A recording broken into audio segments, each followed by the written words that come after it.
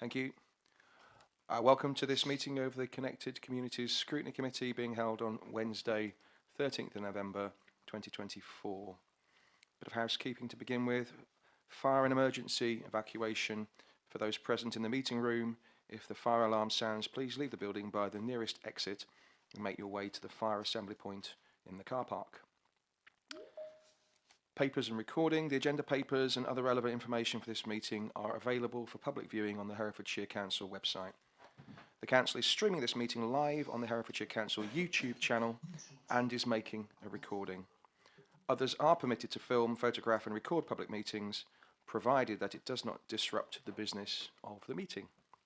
If there are any members of the public present who do not wish to be filmed or photographed, please raise your hand now so that any such person filming or photographing may be made aware. Nobody here. Microphones. For participants here in the room, please raise your hand to indicate that you wish to contribute. When invited to speak, please press the button on the right of the microphone unit and speak directly towards the microphone. Please remember to turn your microphone off once you have finished speaking. Please ensure that all mobile phones, laptops and other devices are turned to silent. For participants in attendance remotely, can I request that you use the raise hand feature within the system should you wish to contribute and to introduce yourself when called upon. Please note that only committee members present in the meeting room may vote. Under apologies for absence, it's my understanding that no apologies for absence have been received. Correct? Yeah, none have been received. No, thank you, Clark. And so there are no named substitutes. Declarations of interest. Do any members wish to declare any interest in any agenda items? I will declare an interest only in that we'll be touching on Ross Enterprise Park, and it is in my ward. I don't believe there's any need to remove myself from the meeting. I don't see any need for you to, No, Chair. but just for full transparency, I am making that point. Councillor Hitchener? Chair, I think we're all very interested in Ross Science Park and developing commerce in the county. So we're all interested. Absolutely, very good. But it's not. So we're all declaring an interest. That's very good. Okay, I get that. We'll all leave at that item then, shall we? I'd rather we didn't. No, no. But thank you for that support. Right, moving on to the minutes. The minutes in the document of the meeting held on the 15th of October 2024 is included in your agenda paper, pages 13 to 18. Apparently no matters of accuracy have been notified to the monitoring officer. Is everybody happy that I sign the minutes as an accurate record? Yep, thank you. That's you. Yep, unanimous. Great. I'll sign those at the end of the meeting. It's my understanding that no questions have been received from members of the public on this occasion. Yep, no questions. And additionally, no questions have been received from councillors on this occasion. So we can crack right on. Moving on to item 7, which is enterprise zones. We're going to start with an introduction, and I think I'm going to hand over to Roger and Mark to talk us through the paper at this stage, please. Thank you. Thank you, Councillor O'Driscoll. We've circulated some information around in advance and hopefully had a chance to kind of read that through. So we won't kind of labour the introductions as we can get into the kind of key part of the discussion. The main thing that we'd like to kind of, or is on the agenda to kind of work through today is kind of lessons learned from the successful development that we've had in terms of development out of Hereford Enterprise Zone or branded and known as Skylon Park over the last kind of 10 years or so. I think the thing just to kind of clarify in terms of lessons learned, we can look at how we've developed the business park and how we've delivered well on it. It's not in the council's gift to have other enterprise zones within the county. So I think it's just kind of worth making that point. Enterprise zones are selected by government. We had to make a successful bid in via the previous local enterprise partnership in order to be designated an enterprise zone. We were the only one selected across Shropshire, Herefordshire and Telford at that point in time. And the benefit of being an enterprise zone is that we get to retain up to 100% of business rates rather than give 50% back into government, and various other kind of incentives around that. So we can certainly learn the lessons from the great work that's been done on the enterprise zone through Mark's good offices and that of the board, and we're very happy to kind of work through those with you today. but we can't rule out enterprise zones as such as a result of the outcome of this discussion. I'll hand over to Mark now, who'll give you a bit of an overview about some of the key things that have been achieved, and then very happy to get into the discussion thereafter. Thank you. I can guarantee I'll keep forgetting to switch on and off chair, so apologies for that. Yeah, as Roger said, enterprise zone, the paper attempts to just lay out the background history to it and the approach that's been taken for Rotherwas and Hereford Enterprise Zone. And just not to go through that paragraph by paragraph, detail by blow by blow, but choice made was to set up a independent, strategic, non-trading, non-asset owning limited company, chaired by the private sector, recruited through an open process to oversee the marketing, promotion, and effectively advocacy for the enterprise zone. So there was a company set up, arm's length from the council, to take forward the support and approach, and really to raise the profile and to identify potential sales and progress the interest from those sales. So that was the choice that was made very early on. The paper talks through the various other elements that were put together as a consequence behind that. So there's a local development order was created, which then gives effectively presumption in favour of planning permission for certain use classes of development. There are a number of documents that were prepared behind that, and I think that's one of the messages that hopefully came out very clearly in the paper. There's a lot of preparation. Businesses thrive on certainty. Investors thrive on certainty. So the more clarity that one can provide to a potential interested business, the better, the more likely you are to have success in their future investment. The paper then goes on to explain the support process that was put in place. So there was a board, there's a small support team. Very importantly, there's a connection back through the economic development team into the various other parts of the council in terms of legal, finance, etc. The point to emphasise there is that land sales decisions, the formal decisions, are taken by the council. There's a recommendation by the enterprise zone company, but it's not the enterprise zones company's decision on making a sale. It remained with the council. The support team's budgets and those again remained with the council. So the council held all the proper decision-making processes and procedures that sat behind land sales and all budgets that support the enterprise zone. We then go on to explain about, in the case of Rotherwas, brownfield,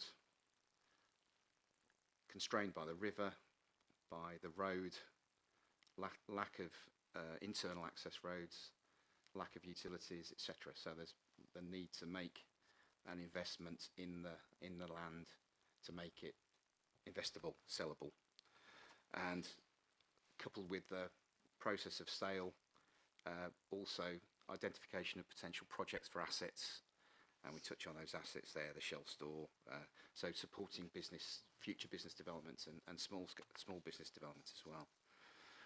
We touch on the progress, so effectively at the enterprise zone now, the infrastructure has been largely put in place, the mitigation, remediation of the land has been sorted out, utilities capacities have been worked through, and networks put in place. Very important in case, because of the sustainability for access, we've got cycleways and walkways in there as well. We highlighted paragraph 19, some of the numbers that have then been achieved. Over 60 acres have been sold or developed. Over 60,000 square metres, nearly 700,000 square foot of new workspace has been developed, with another 17,000 square metres in train. That has been facilitated by over 44 LDO submissions and successful submissions.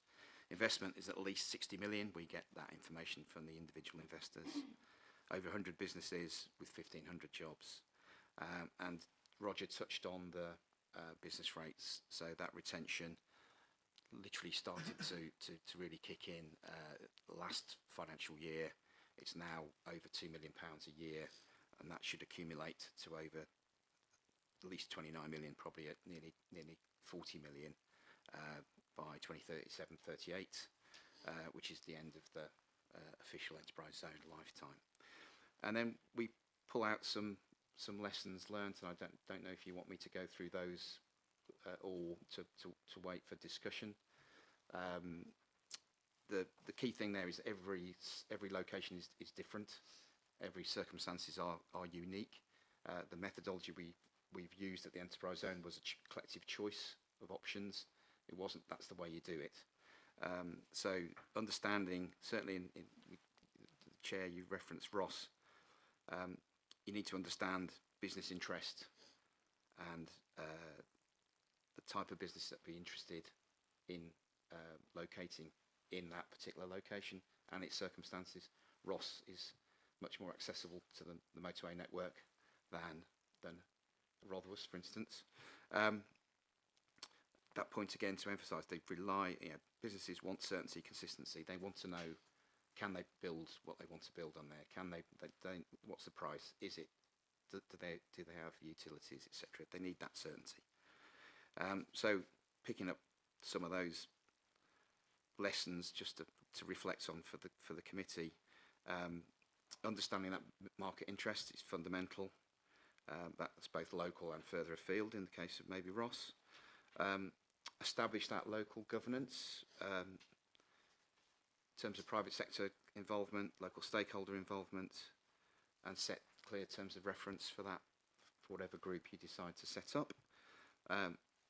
Very much have a clear vision and strategy for what you want to achieve at the park. To couple that with effectively a placement statement. What sort of businesses do you want to see there? What businesses don't you want to see there?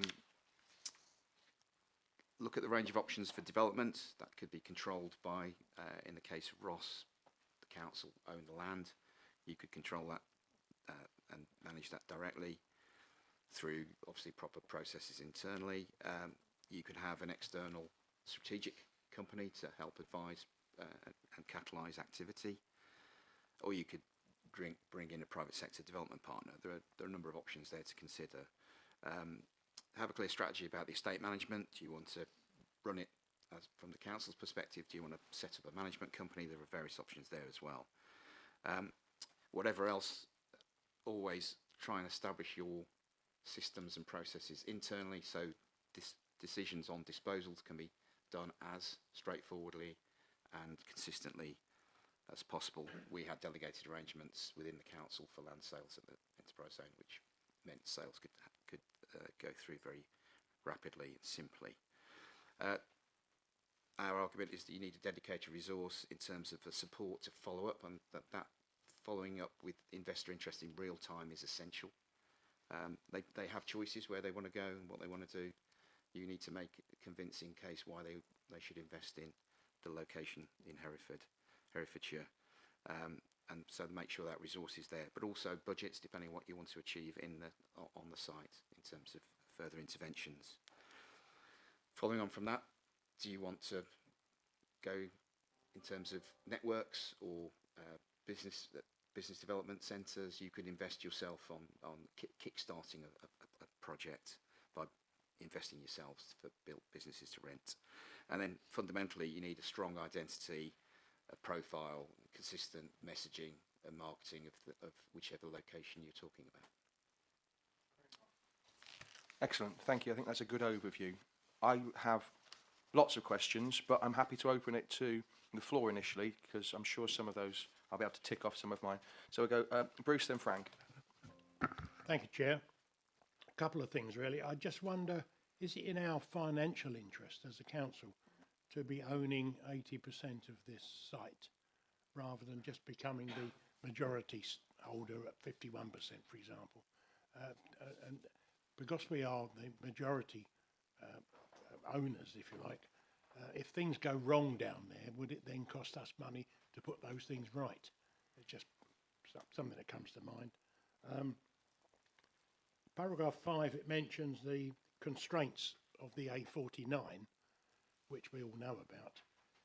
Would it help to have somewhere in the report the fact that this would, the Southern Link Road, the planned Southern Link Road, would be of immense benefit to anyone who owns a business on that site, so they can actually get down to South Wales without having to go through the city. But it's just something to think about. I think this refers really to lessons learnt from the enterprise park and how it can be applied to other locations. So it would, the Southern Link Road really wouldn't come into the considerations, for instance, in Model Farm in Ross. We are, yes. Sorry, Frank. My question was relating to the money that was purporting to save on business rates. What is actually happening to that on an annual basis? Is that just being put into the council budget?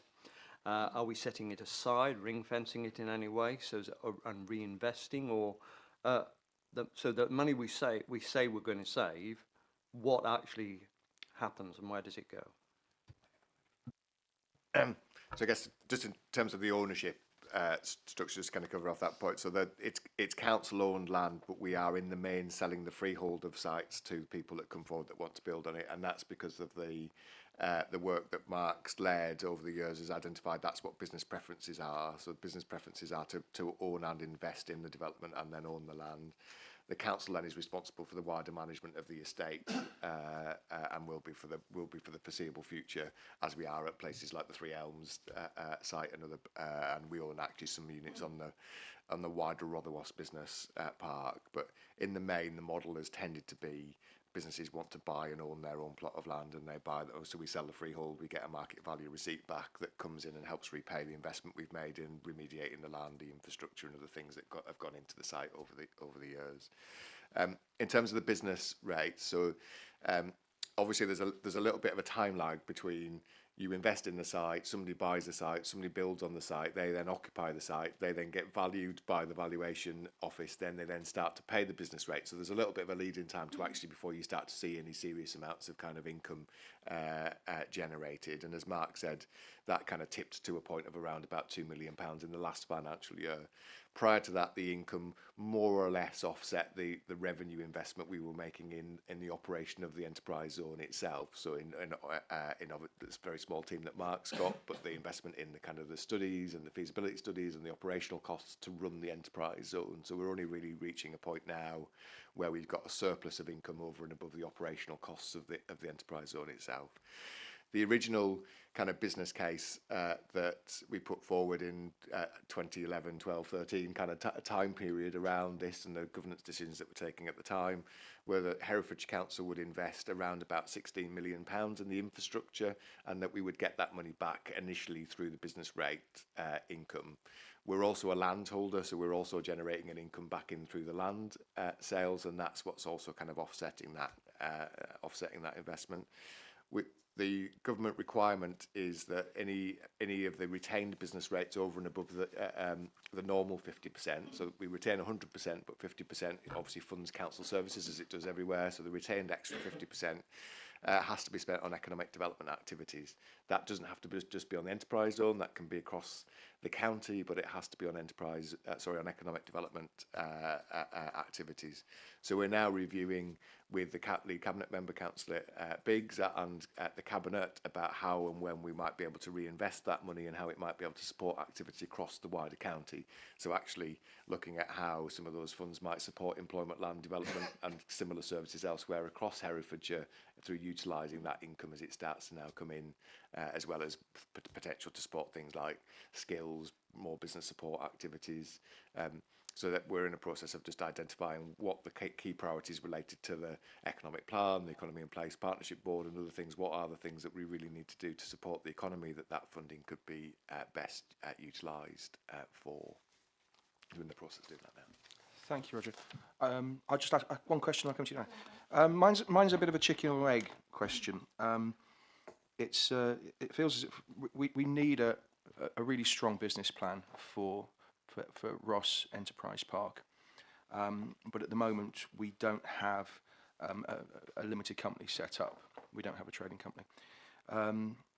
an aside question, limited company, was it a company limited by guarantee or was it a company limited by share? By guarantee, great, that's what I thought it would be. My question is, what comes first, the company or the business plan? And how are we going to progress that forward? Because it feels to me as if it should be the company, then the business plan, rather than the business plan, then the company. And Mark, I'd be interested to know what your view on that is first, please. I'm sure Roger will sweep up behind me after a company first, but before that, the council really needs to be clear about what sort of powers would it want to give out to another organisation. So with the enterprise zone limited, with very clear decisions on land sales, the budgets that support it remained with the council, not given to the company.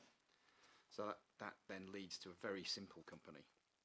It's strategic, zero accounts. It's a very simple to administer. The staffing is effectively secondments from council or support from the council.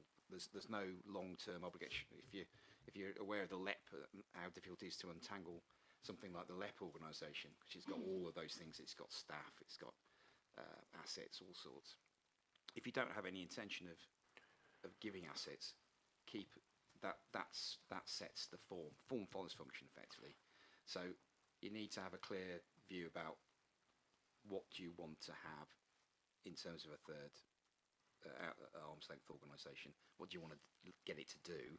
If it wants to do, you want it to do what happened at Hereford, real-time marketing, profile, private sector, influencing, networking, all that good stuff that helped really build momentum and profile.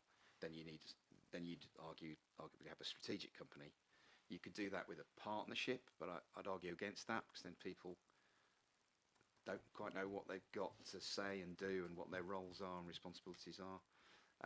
So agree the sort of nature and complexity of any organisation you're going to set up. Have that consensus first, then that follows, and then the business plan comes from the company. Yeah, Okay, so just to unpick that a little bit. So obviously we're talking a completely different scale for Model Farm for Ross Enterprise Park. I think you had the equivalent of 3 full-time employees for the enterprise zone.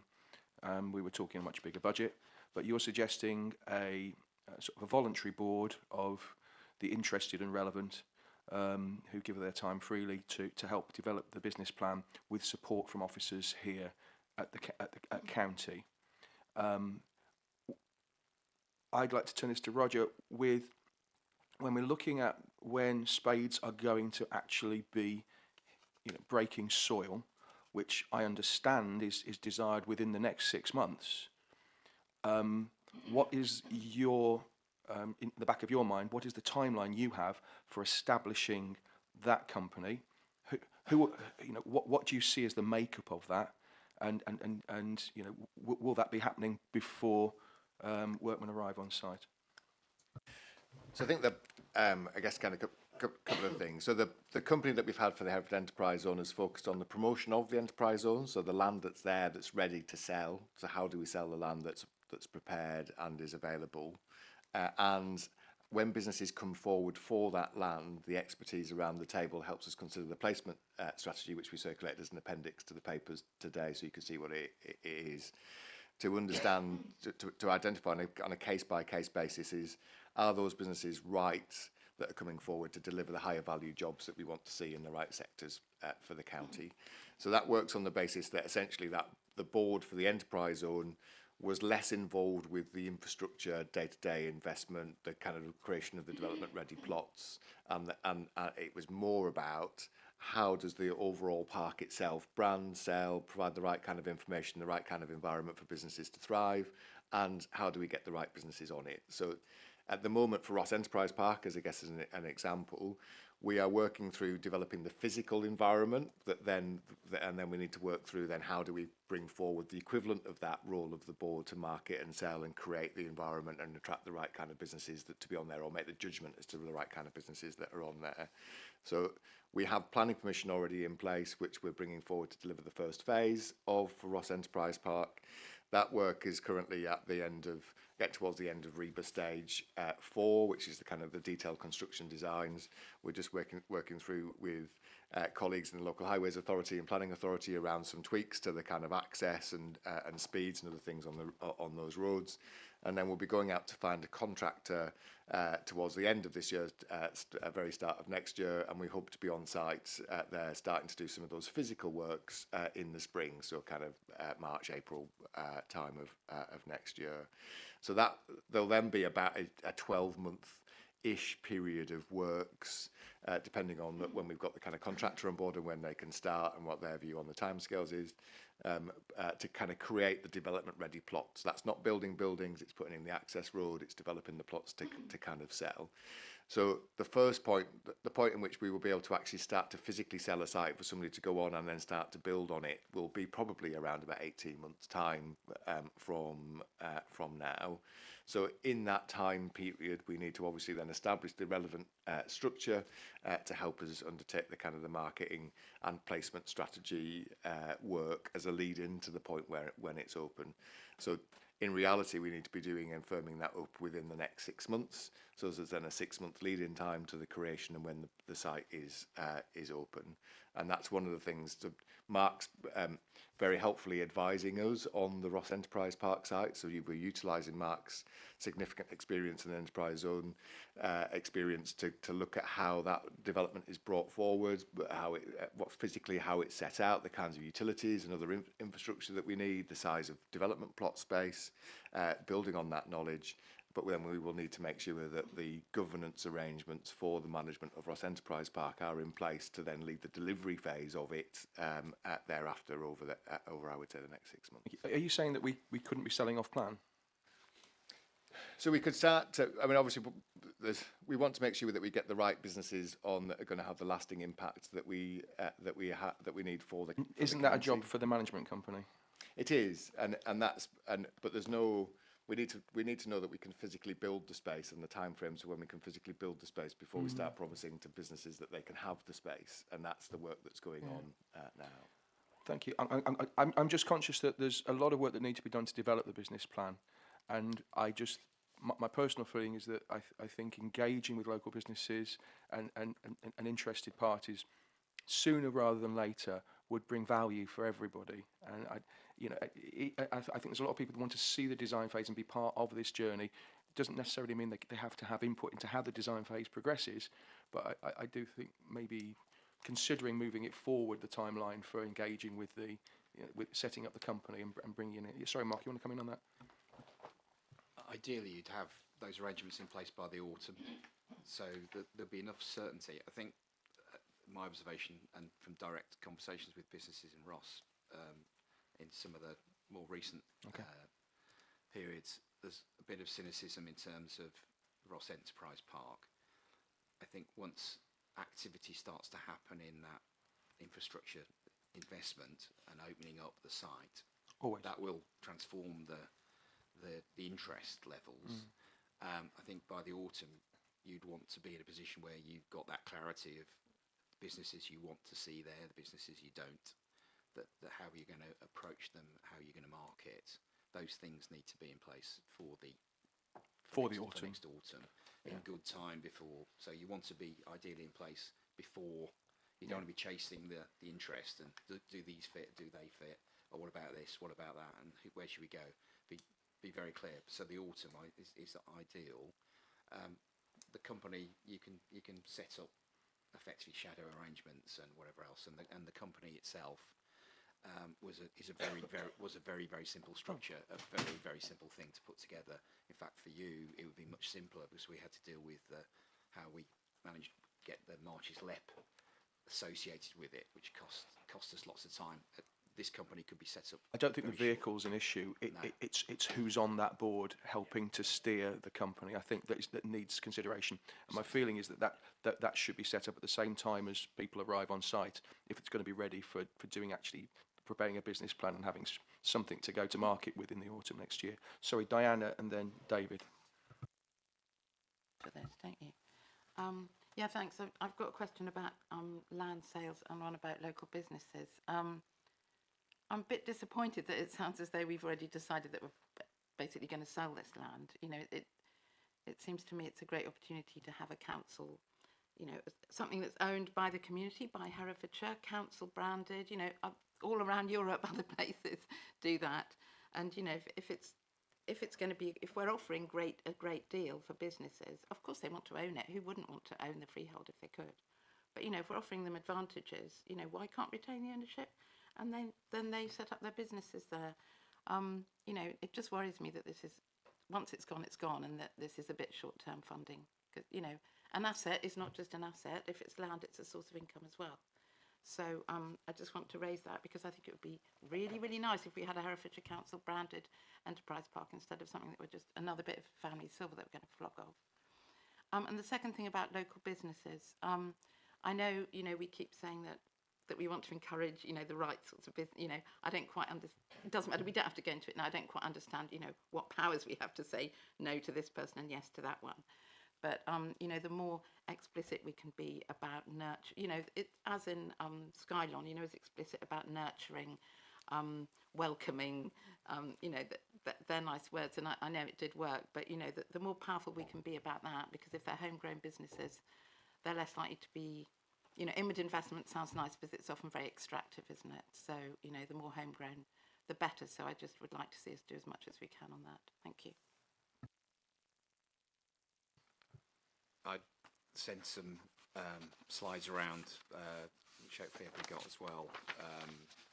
They were addressing a particular point of Councillor Hitchener's in terms of property, but also picks up the point on the number and extent of local businesses that have benefited from Skyland Parks. Over 80% of the investment on Skyland Park has been businesses locally growing into the zone.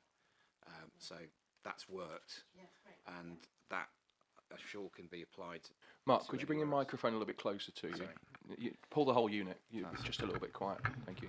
It's unusual for anybody to say I'm quiet. Sorry. Yeah. So yes, it's worked at Skylon. 80% of investment has been from local business, and the space they vacated has then been filled by other businesses who've been growing. So it's been a real virtuous circle in terms of business investment in Herefordshire, not just Hereford. The same could apply to Ross. Sorry, I think one of the things I said in my papers, you need to decide how you want to develop it out, not do what we've done here. In Ross, sorry, in Hereford, we've had the benefit of doing both. We've built some space to rent to smaller businesses, which has been very successful. We've also sold plots off for bigger businesses, local businesses, to buy and expand. So you've been able to play both tracks. You can still do that anywhere else, but that would require further investment. If you're going to build and own those assets yourself, you're going to have to make that investment to build them. So that's a bigger financial outlay. It's a good point, though. I mean, has the decision been made that it will be all sold off, or that it could be retained, the freehold and lease units? And could we still have the option to retain one of the units as you did at Scotland, as an incubation cum networking centre? Because there isn't anything like that in Ross at the present time. Excuse me, sorry. Simple answer is no. No decision's been made yet, and that's partly what that kind of business plan and strategy would look at. And that there is a mixture, as Mark says, on the Hereford Enterprise Zone, where we've built our own units as well as sold. And part of it comes down to ultimately what's the market demand for the right kinds of businesses, and that's what we just need to kind of work through as part of the business plan. A mixed approach is probably right, isn't it? So if we went and just built out a whole load of units that remained empty with our investment in them because it didn't meet what local market circumstances are, we're not helping the economy. If we sell everything off on the site, then we can't get that land back again, but we've achieved the investment and we've created the jobs, but we've got no longer term control over then that land. So it has to be probably a bit of a blended approach. It's also worth noting that what we're bringing forward for development from next year was only essentially half of the current planning permission site. So there will be a further expansion of Ross Enterprise Park. So once we've delivered this first initial investment and started to get that moving, with the anticipation is it will grow, and that offers extra room and extra opportunities to do other things on it. Certainly, an incubation space is something we've been talking about. And again, that's quite a good example in terms of the Hereford Enterprise Zone. So there is some business space for rent. There's freehold sale of plots, but we've got the biggest business incubator that the council owners invested in the whole of what was the Marches Local Enterprise Partnership area. We've got the Skylon, MMITE, Centre for Advanced Timber Technology and Centre for Advanced Manufacturing, and we've got the Cyber Centre on there, all investments that the public sector has essentially made to help create that mix of higher education, business startup and growth, and developing one of our bigger sectors. And we need to think about that in the context of Ross Enterprise Park too. That's good. I think that's possibly a recommendation we can consider. Sorry, it was David next, and then back to Bruce. Yeah, thank you, Ed. It's very. I want to sort of start with something, and then I'll circle all the way around, and then end up back at. So deciding how what the corporate structure is, I don't think it should be at the forefront of our mind. I think that part of the thing about the enterprise zone was that company was not trading. It didn't have any assets. It didn't have any employees except those seconded. So, you can set up a company tomorrow and set it up. So we need the strategy, as you say, the business plan. It's what kind of businesses do we want to put on there? So that's the sort of where I'll end up coming back to that. But I've just come from the County Council Network conference, and there's a lot of talk, which is kind of directed in two points directed the same way. One is that the government, the new government, are saying we have to grow. So economic growth is really, really important to them. If we're going to have the social service we need, the children's services, everything, we need to grow. The second element is about devolution, and they are saying that they want to see councils come up with devolution plans which are about growth. So they will invest in counties to grow. So I mean, in Herefordshire we see it's small. So growth is really important. Now I look back at the figures that Mark has produced, the chart showing what's happened with the enterprise zone, and it's a great success, but 80% are local companies.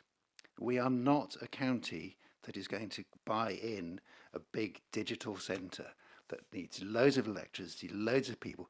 That's just not where we are. I think when the enterprise zone started, one of the ideas was to have a big area for a big employer. But I'm old enough to remember the regional development policies and loads of money being invested in the northeast and big factories being built, and then after the subsidies disappeared, those places remain empty. The kind of acknowledgement, I think, is that the enterprise zone has developed local companies. We think of, these aren't companies that are necessarily there, but the history of the county, you've got M&M, Bulmers, Tyrrells, H.R. Smith, STL, they are all companies which started in Herefordshire and gradually grew. They don't grow very, very quickly. So part of our problem as a county, going to satisfy the new administration, new government's requirements, is about growth. Well, you look back in our history, as a county, we don't grow that quickly. We grow steadily. And one of the points I'd like to make about local businesses is they are also prepared to invest. So a building that's built, land acquired, building built on the enterprise zone, let's say it's cost £5 million. It's only worth 4. So you get an investor coming in, makes no sense whatsoever. So we are so dependent.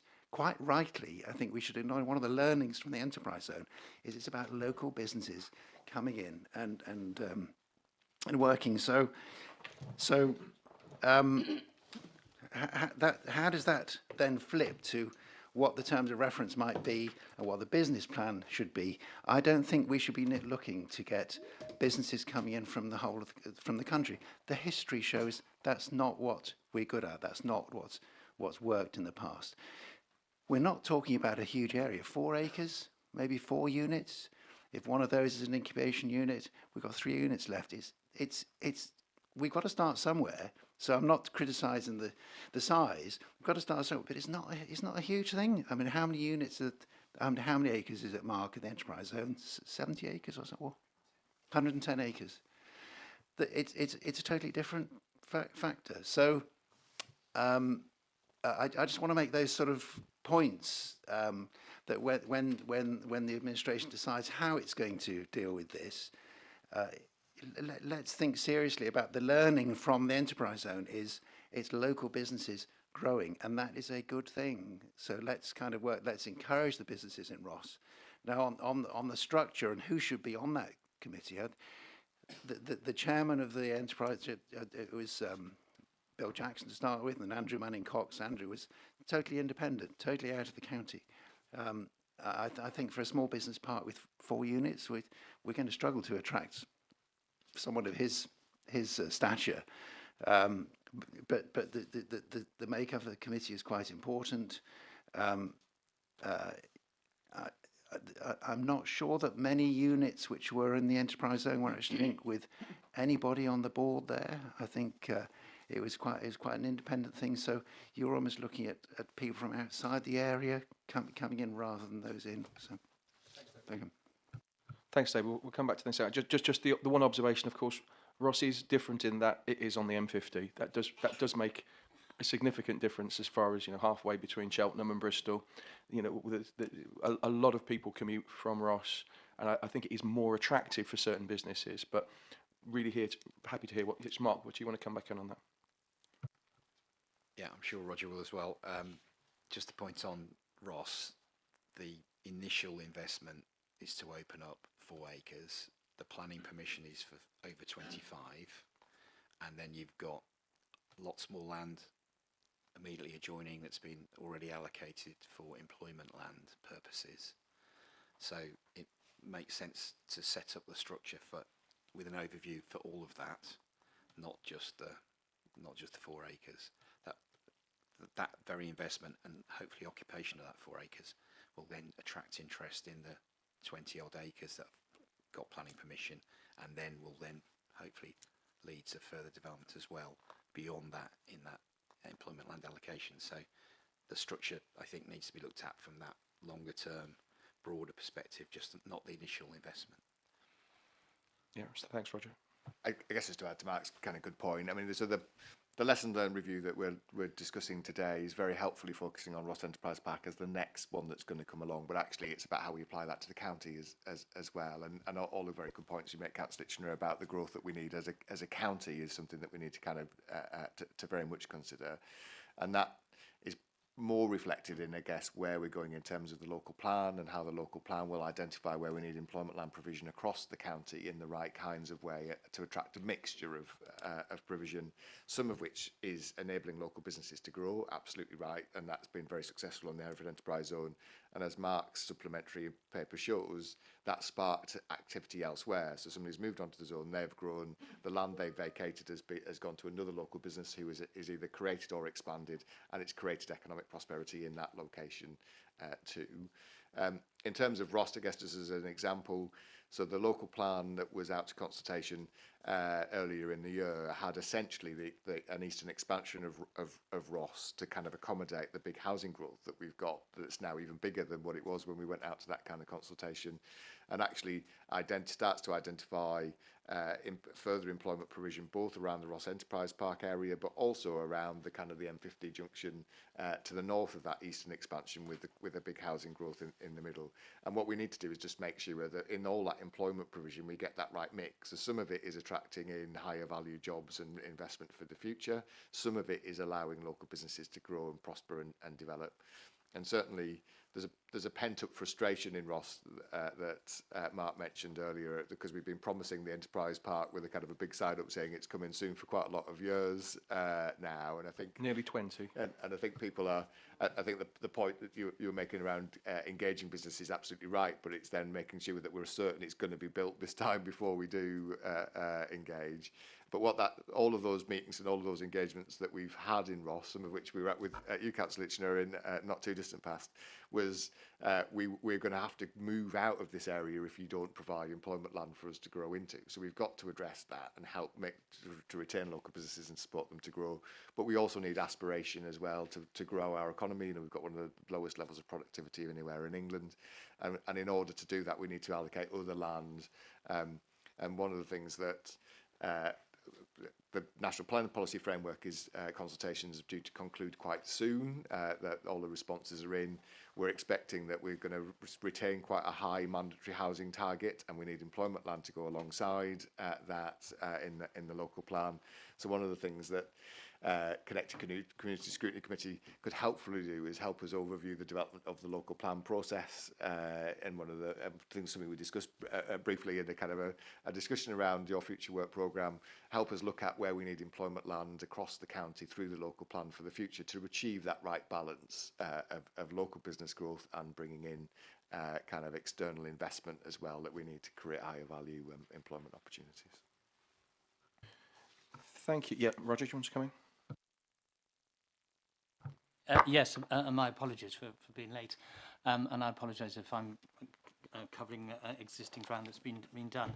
I think my experience of these things is that we have a wonderful opportunity here in Ross, and it's been a wonderful opportunity, as the chairman says, for about 20 years. Part of that was, of course, because of the national situation that went as well, and the disappearance of good funding organisations that existed prior to that. But the lesson that I learned very early on, and it's true in Leominster, and it's true with Rotherwas and with Skylon, and will also be true of Ross, is you've identified your land for your economic growth for a period of years. And the expectation of the public, and particularly the media in this country, is if you declare it, then it will be full within 18 months. It ain't so. And so therefore, you have to manage that message to say that, yes, you and obviously go at it and get as much as you can there as soon as you can. But this is a long-term investment, and that actually should send a very strong message to the community and to business that you're here to be serious. And there, of course, what you've then got to do, because principally as the owner and those that's in charge of this, is to get it shovel ready, so that when somebody comes, which you don't know when they're coming, to be frank, that you're there and say, right, you can come here, the road infrastructure's in, the power is in, the water's in, the broadband is in, they're ready to go. Now that takes an awful lot of money, time, and there's an awful lot of time when you're just looking at seemingly a bare site and there's nothing going on here. But you do have to manage that message. It's been true in Leominster, where they're still, working it out, and it's been obviously been true down at Rotherwas. And I think managing messages is very important. I stand as the victim of the person who put in the Rotherwas access road. Dear God alive, when I think about the abuse that I took about that road. And yes, you can still say it isn't the most travelled piece of main road in Herefordshire, but by God, didn't it make a difference to actually developing that and creating some damn good jobs. And yet, you see, so you've always, I think in Ross, there's probably a greater appetite than there has been for some of these others. But I say to all those Rossonians that are here, you watch, it will turn against you, and they'll say, well, it was a waste of time. You've only got 5 or 6 companies on there. That's what you've got to manage quite clearly. I think finding model farm and developing it, its position is so good. Yes, for our county, but also if you look round as well. I do hope that we're going to learn from the examples. You're not far from a sort of a golden triangle of business at Cheltenham, Gloucester, Worcester. Let's learn some lessons. When I was going through Gloucester the other day, whole new development park being put up. they're a bigger place than us. They're better connected than us, and they've got more skills, etc. We've also got South Wales. South Wales, I'll be careful what I say, but of course Wales is different in all sorts of ways. But we are very, very well positioned. And the other comment that I made in our pre-discussions about this was the Forest of Dean also has challenging employment and social issues. It also has a Labour MP now. You never know where your allies are. And they too, you know, it's within their easy commuting distance. So there's a lot going for this, but you need to manage expectation because you go there, it's going to be a slow delivery. And and managing that message is so important. On governance, you've got to send the right message that this is publicly owned, this is public money. No matter who's in government, we're always going to need some form of income and all the rest of it, and we need to watch that. But in particular, you have to send a message to business that the governance of this is actually business friendly. And so you need to get the right people there to send the right message. I'm fairly confident, to be honest, because of its position, because of its potential growth, you will get people of interest there. But my key message is this is a great opportunity for the county, but manage it, you know, learn the lessons from the past and don't pretend to everybody that this is going to be some wonderful thing that's going to be up and developed and there's going to be thousands of jobs there within 2 years. There will be jobs, but, you know, just manage it. Thanks. Thanks, Roger. I don't think there was a question there, so I'll move on to Bruce and then Diana. Thank you, Chair. Just a thought, really. All this talk of model farm and Ross and Wye, would a site visit be useful for the committee? For those of us who've never been there and don't know where it is, just a thought. Or was it too early? I'd certainly welcome a site visit and I'll get the coffees. That's never a problem. But Roger? Very welcome to go. We're very happy to organise to take you there. I mean, just to manage expectations, it is a field at the moment. It's a beautiful field and a beautiful area, but it is just a field. But it would give you some context in terms of where physically it is and also where the expansion is kind of proposed in terms of both what we have in terms of current planning but proposed within the local plans. So we'll happily take that away with Daniel and others to look at how we could organise that. But we have a bus laid on? For those yeah, we who can go don't know where it is. Yeah, we can take we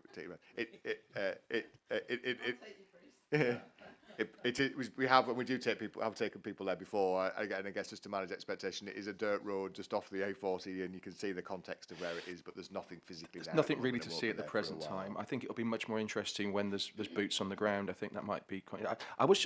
We haven't touched on the budget yet. How much has been spent of the money that's been allocated in the current financial year? How much is likely to be spent in the current financial year? How much are you going to be looking to carrying over?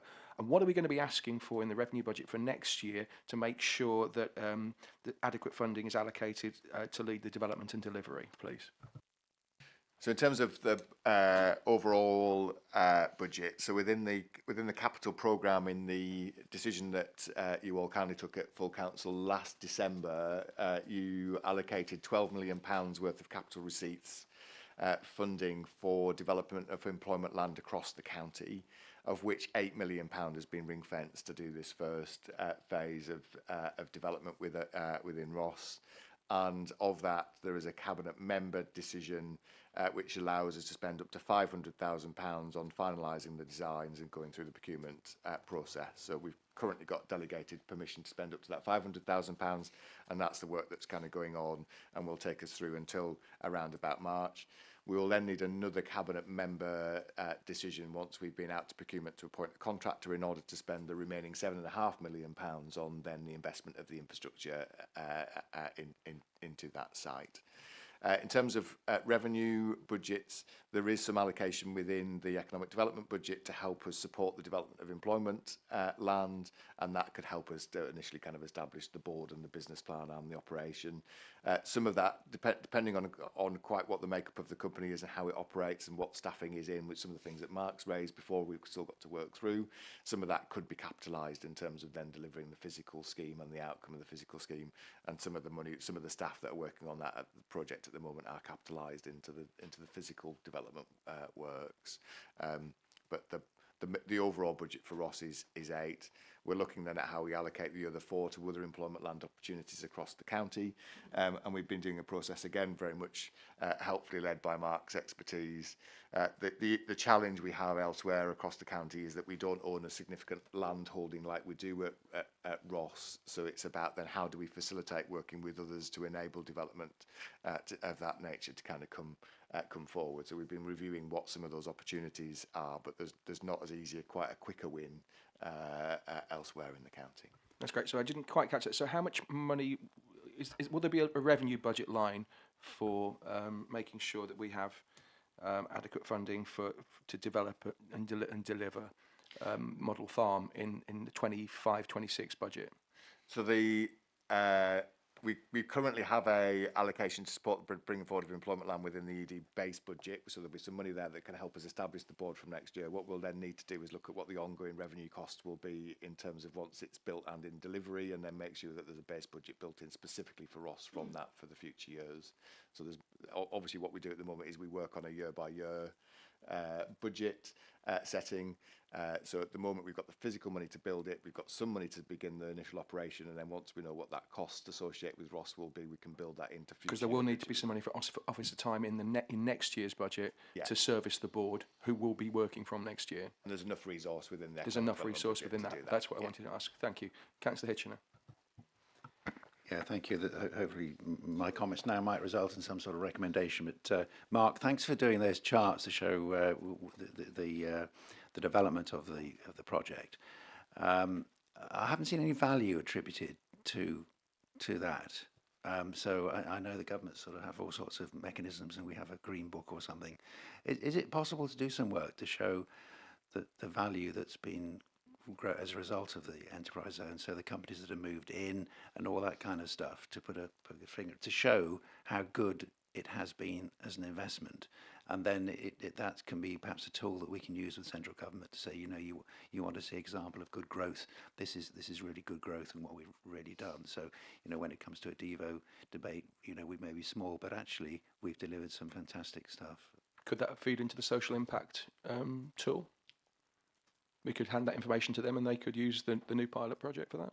So I'll speak necessarily on Mark's behalf. So we haven't so far allocated resource into commissioning essentially what is an external study into the impact of Hereford Enterprise Zone, but it's something that we probably should do. So again, you know, you might want to consider that part of your recommendations, but it would.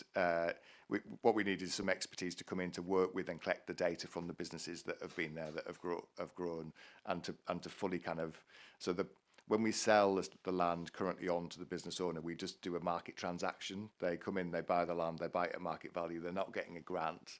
They're not getting an ongoing kind of investment from the council. They're not reporting against outputs from a grant. What we don't have is a flow of information back from each business. We've got the relationship that Mark has with those businesses. We've got the commitments for growth and their expansion.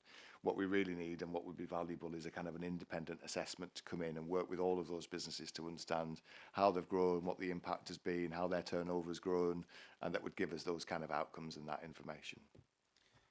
Councillor Toynbee. Yeah, thank you. I thoroughly recommend a visit to Model Farm because it's a really good place to buy food. Has nobody ever bought food there? I bet you have, Ed. It's a great place. Yeah, I think I'm banging on about land ownership again because I hope that there may be a recommendation coming out about, you know, exploring the possibility of a council branded something where we retain it for ourselves, because I think in Rotherwas local people do feel a sense of ownership. It's our industrial zone, and I don't quite understand. In paragraph 4 of the report about Rotherwas, it says 80% is in Herefordshire Council ownership and 20% in local family farming trusts. But I thought we'd sold quite a lot of it. Sorry, yeah, that paragraph was the origin of the enterprise zone, so that's where we were at the start. 110 acres, 80% owned by the council, 20% owned by family farming trusts. We've now sold. Yeah, because I do think for local residents, the fact that this is still in the present tense does add to that feeling that it's kind of ours when it actually isn't ours. Sorry, I don't quite understand that, Councillor Toynbee. Well, it says in the report that 80% is in Herefordshire Council ownership, but it isn't. So, yeah, sorry, that was the background of at the start of the enterprise zone. So apologies for the tense inaccuracy. That's where we started. 110 acres of rubbish owned by the council, brownfield, no utilities, no roads, no interest in it for 10 years. That's where it was, and then obviously things have moved on from that. As Roger said, there's council assets that have been built and are retained. Skyline Place, Skyline Court, the Shell store, and then individual plots have been sold off, and the businesses themselves were insistent they wanted to own the freehold for those plots. They paid full market value, and they wouldn't develop them out. So that 700,000 square foot of development wouldn't have happened under the first the policy when the zone started was for long lease sales, and there's absolutely no interest for that at all. And in fact, the council then sold the freeholds off of the long leases piecemeal, which isn't strategic at all. So I think you've got to reflect on what businesses want to do if you want a successful business park, I would say. Yeah, so that's an important part of the lesson. The point of this is lessons learned, isn't it? Yes. So, maybe a bit of that made explicit would be useful. I feel like we're getting to a stage where we're almost ready to make some recommendations. I was just going to run through some of the notes that I've been making. Would that be useful to see how we feel about those around? Yeah, I just want to follow. Oh, sorry. David Wright first, then Councillor Hitchener. Yeah, sorry, thanks. For those of you who don't know, I'm Head of Economy and Regeneration. Thanks for the opportunity. It was just to really pick up on the point, I think, that was mentioned about the potential study on the impact of the businesses, and I think that would be a positive thing. Just to say that we, as a council, we don't, when the businesses locate onto the enterprise zone, we don't just leave them to get on with it. So my team are undertaking starting to undertake what we call a key account management approach. So that's where we develop a long-term relationship with the businesses on the enterprise zone, so we can see how they're progressing and see what support they might need going forward.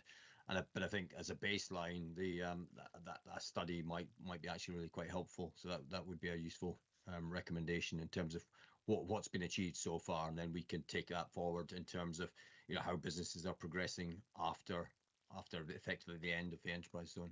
Thank you. Mark? Yeah. Just one very small point for Councillor Hitchener. The investment numbers we put in here, are they required to show us effectively their construction contract costs?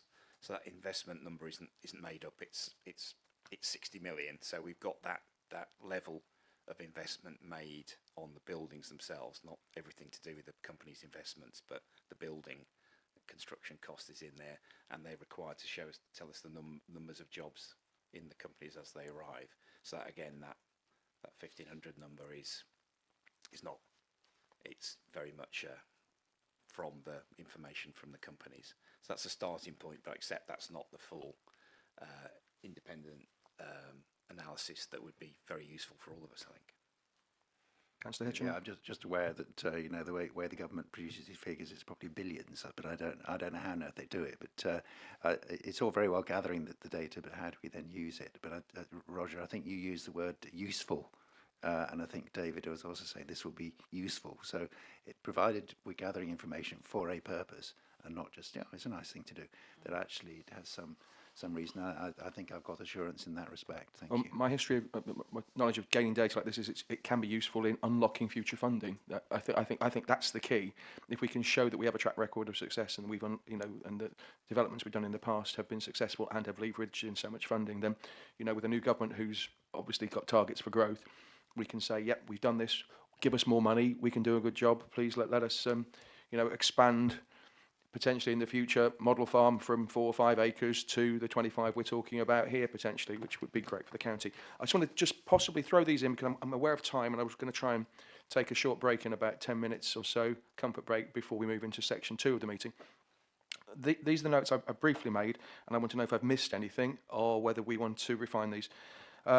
Recommendation one might be that a management company with a volunteer board be established by March the 31st, 2025, to develop the business plan with officer support. 2, to ensure adequate revenue funding is allocated in 25-26 to lead both development and delivery, including management company support. 3, to consider retaining some freehold units. So we're moving towards a blended mix as an asset for the county, and obviously selling those as leasehold. 4, to consider retaining one unit at least as a business incubation centre, because there isn't anything like that in South Herefordshire. And 5, to collect data to measure the economic and social impact of Herefordshire Enterprise Zone, in order to hopefully leverage in additional funding in the future. Councillor, yeah, sorry, Roger. Yeah, I just wanted to go back to my point, which I didn't ask the question admittedly, but I said about it. But what can we learn also about the neighbouring, industrial and economic strategies? Because we are in a on the edge of a very successful area. So what have they done right as well? It is important to learn the lessons from the enterprise zone. That's very true, and that's Herefordshire. But it is in a different location, and of course, it's an enterprise zone. I'd just like to think that we're also looking at what's gone wrong in the Forest of Dean, or what's gone right in the Forest of Dean, and also in Gloucester and Cheltenham as well. Gloucester and Cheltenham may be very aspirational, but we shouldn't be ashamed of that. There must be things there that we could learn and think, oh, or just have reaffirmed. But I would just incorporate that as well as I think an holistic element to any report that was being made would be obviously useful, but I also would caution against trying to create. It could get out of control as a piece of work. Whereas I think measuring the direct economic impact of Hereford Enterprise Zone would be very valuable, and that should be. I would recommend that should possibly be the primary focus of any report. Yeah, make it primary. But the worry I have is that one of the great problems that Herefordshire has, we're so wonderful that we get a bit insular, and I don't, and you have on your doorstep some examples of some very good practice. Don't make a mountain out of a molehill out of it, but try and you get some quick wins and quick learns, and that could be done quite quickly, I would have thought, and probably reaffirms what you're doing, but you might learn something as well. Thank you. I'm guessing this might be something for David Wright to work towards. Is this? I'm guessing this would fall in his lap. Is that right, Roger? Yeah.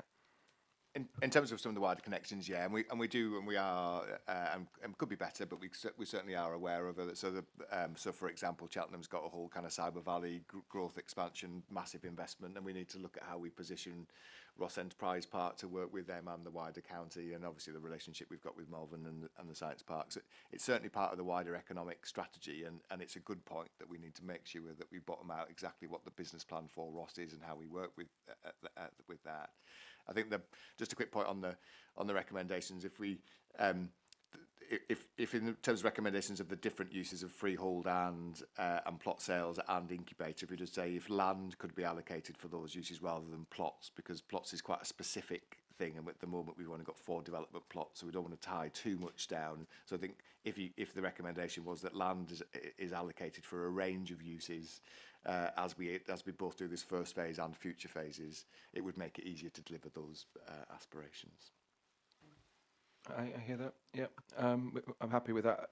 It would be nice if there was an incubation unit in the first phase, though. That's one thing I would recommend. Councillor Hitchener.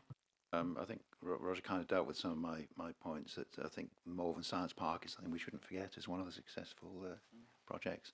And I was a little bit concerned about if local ownership just on the basis of 4 units. I think if 4 occupiers came along who are all local to Ross and they really wanted to move in and do things quickly, which miracles do occasionally happen, Roger, that I wouldn't want us to be limited personally to that. I think the idea of freehold ownership of the council, of the whole elements of the whole estate, I could agree with that, but I'm not sure that I feel comfortable with just that limited number. Unless there's some really strong business case for that. So I suppose I we have to completely bear in agree. mind I just think that's why it's so important that the business plan is threshed out sooner rather than later, so that we're looking to support local businesses, but we also have a wider view and a long-term view and strategy for how Model Farm might develop over the coming years, so that we can bring in what I would like to see some really some good high-skilled employment for South Herefordshire. It might just be worth kind of adding that obviously if things go quickly, there is also money in the capital programme for to allow for expansion. So the employment land allocation in the capital programme as it stands, there's 12 million of receipts. There's further money based on borrowing that's already identified in there. So if it expands quickly, we can reinvest in the next phase quite quickly, and that would be based on it repaying itself through the investment that we're then making and that expansion. So there is opportunities for Ross to grow quite quickly, but what we need to do is just make sure that there is a start and some momentum after it being so long of not doing anything, and that's what this allows us to do. Sorry, Councillor Toynbee, then Councillor Phillips. Yeah, thanks. As far as the okay. recommendations are concerned, I think you just said one about considering retaining some of the freehold or something, which I think was probably part of the plan anyway, because people are talking about a sort of blended model. So, what I would like to see is considering retaining all of the freehold, but, I understand that I'll probably be outvoted on that recommendation, but I just don't want that idea to completely disappear. I would be quite happy to have the recommendation to say to consider potentially retaining all or some of the freehold, if that were because it would depend upon the business case, and I think that is an important consideration. I was going to say that, as we found in experience, that might be the difference of whether they locate or not, because their own business model says we've got to buy the property, we've got to borrow the money because it's cost efficient to do that, and if you don't give them the opportunity, so yeah, I think it's right to say we could like to retain it, but we've got to be realistic. Ultimately, you want the jobs, you want the business rates, and that's what you want, and that's what you've got to comply with. Yeah, but I think allowing the flexibility, because there might be other companies that would like the leasehold, and certainly local companies might prefer the leasehold to buying the freehold. Absolutely, which we shouldn't underestimate. Just in terms of just the mechanics of recommendations, there's obviously you could quite easily, and I think if we during the interval we have that discussion, incorporate both those recommendations in there. It's for us to make a recommendation. It's then incumbent upon the officers and cabinet to explain why that recommendation isn't appropriate. So it's for them to argue the case why that shouldn't be the case, and I would argue that's an intrinsic part of the scrutiny process. So by all means, let's look at a way of incorporating both of those if the committee is minded to do so. Okay, I'm thinking now might be a good time to take a short break, during which time we can take a short break, but we could also just finalise our recommendations, and then when we come back, we can we can either put those up on the screen, or we can just talk them through and take a vote on them. Does that sound satisfactory to everybody? Yep. It's just before. Can I suggest that we try and just have 10 minutes? Is that all right? 5 minutes comfort, and then 5 minutes just to talk through the recommendations. Okay, thank you. I think we can stop the live stream.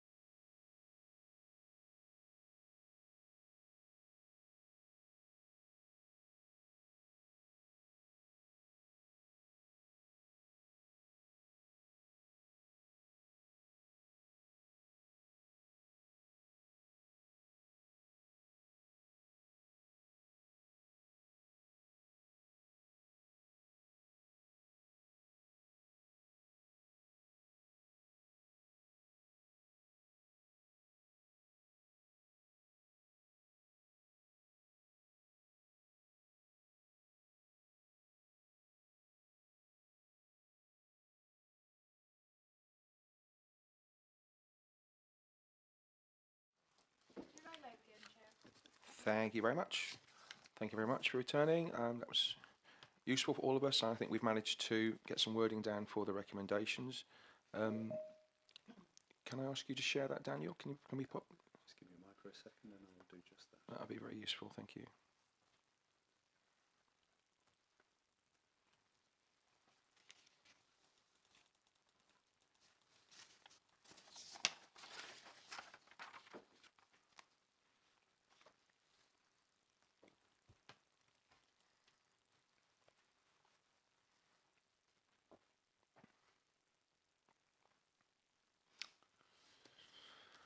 Should we read? Do you want to read these out, or shall I read these out? I'll read this out, Chair. Thank you, Dan. The proposed recommendations for the committee are as follows. Herefordshire Council to 1. Create a management company with a volunteer board for Ross Enterprise Park by the 31st of March 2025 in order to develop the park's business plan with officer support. 2. To ensure adequate revenue funding is allocated in 2025 to 26 to lead development and delivery of Ross Enterprise Park, including management company support. 3. To consider the business case for retaining some or all of the freehold land as an asset for Herefordshire. 4. To retain at least one unit as a business incubation centre for South Herefordshire. And 5. To collect data to measure the economic and social impact of Hereford Enterprise Zone. Are we all happy with the wording of these recommendations? Thank you. Okay. Well, I think these are the recommendations this committee will be making. Thank you very much, everybody, for your contribution. I think we need to take a vote on this. Can I have a proposer for these recommendations? Councillor Hitchener? A seconder? No, I was just saying, on that last one, I mean, I did make reference, and I appreciate it was light reference, to the other, neighbouring economic business parks as well. And I would like to, again, my theory for this is not to create extra work or waste of time, but it is just to say to Herefordshire, look outside the box. And I just think if we don't make reference to it, I'm sorry. How would you like to change that word? Yeah, I was just going to say, Phillips? to collect data and measure the economic and social impact of Herefordshire, and similar neighbouring enterprises or business parks. Does that sound? Is it a separate recommendation? Well, no, because I think that the spirit is the same, isn't it? It's about saying let's learn. Let's learn. This is a learning exercise where you're saying, yes, I suppose you're right. Are you looking to compare? You put a new one in and say, and do an evaluation. Do an evaluation of neighbouring business parks.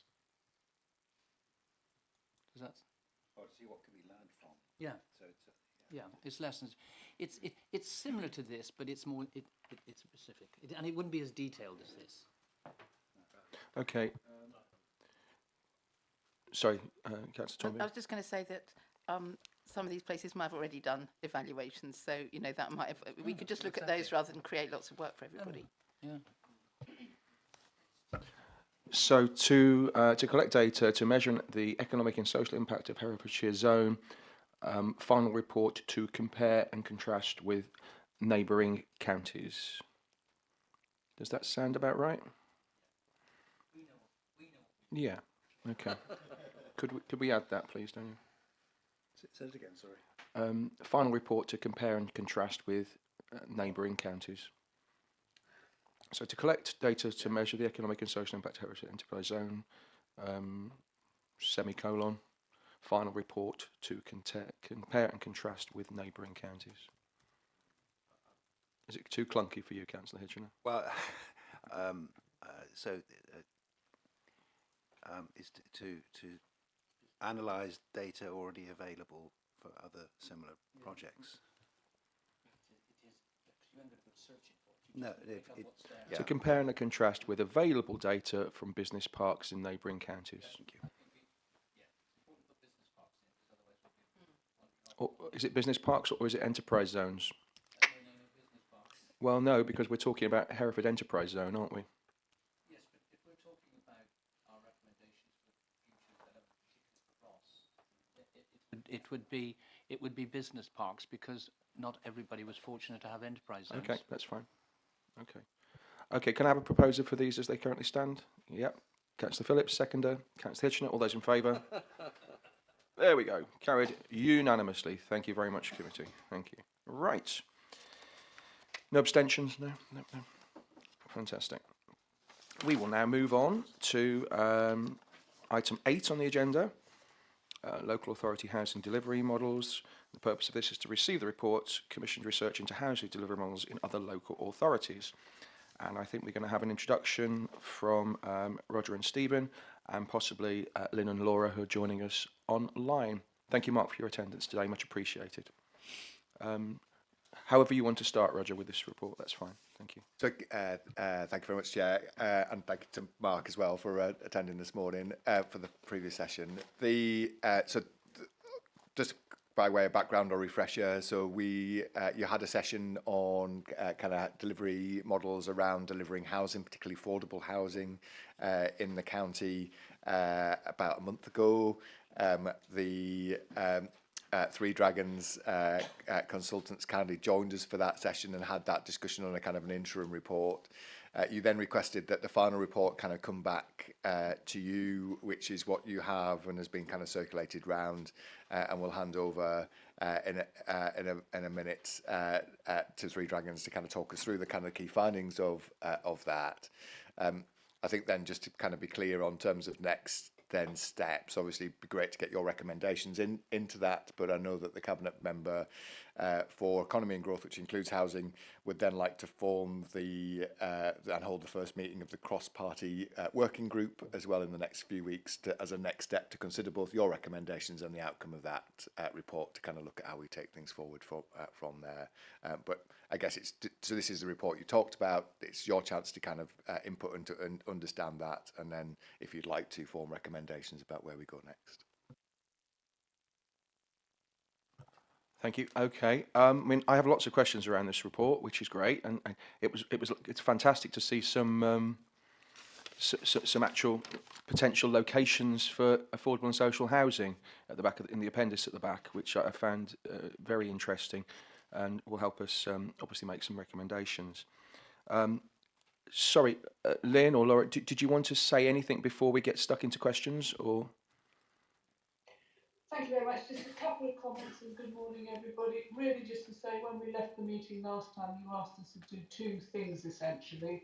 One was to develop the 4 case studies you've identified with us, which we have done and taken them forward and provided more explanation about what they do. And then to look at the land supply situation, because so much of the local authority delivery relies on or uses existing land supply held in by the councils to start the process. Later on they may go and purchase land, but that's a starting point. And therefore those are the two main tasks we've done, and we've brought together the information in the report that you have in front of you. And I think also we come to the end of the report, we made a few comments about how things might be taken forward, and that you do have the land supply, both large scale and small scale, that could be helpful in starting a process of more direct involvement. I think unless there are any other things you would like us to say, I think that probably is a very brief update of where we've got to. Thank you. I'm happy to start with a couple of questions. Under the task on page 1, one of the task's requirements or requests was that for you to identify possible sources of funding. Just looking through this report, how do you think we should be, what are the possible sources of funding you think we should be looking at in order to, say, deliver the suggested pilot?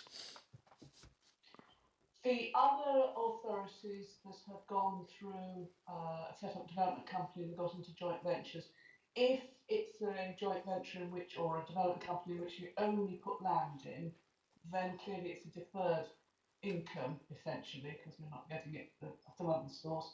But what they have done, especially with development companies, is they have used their own funding to start with, on the basis that over time there will be a return.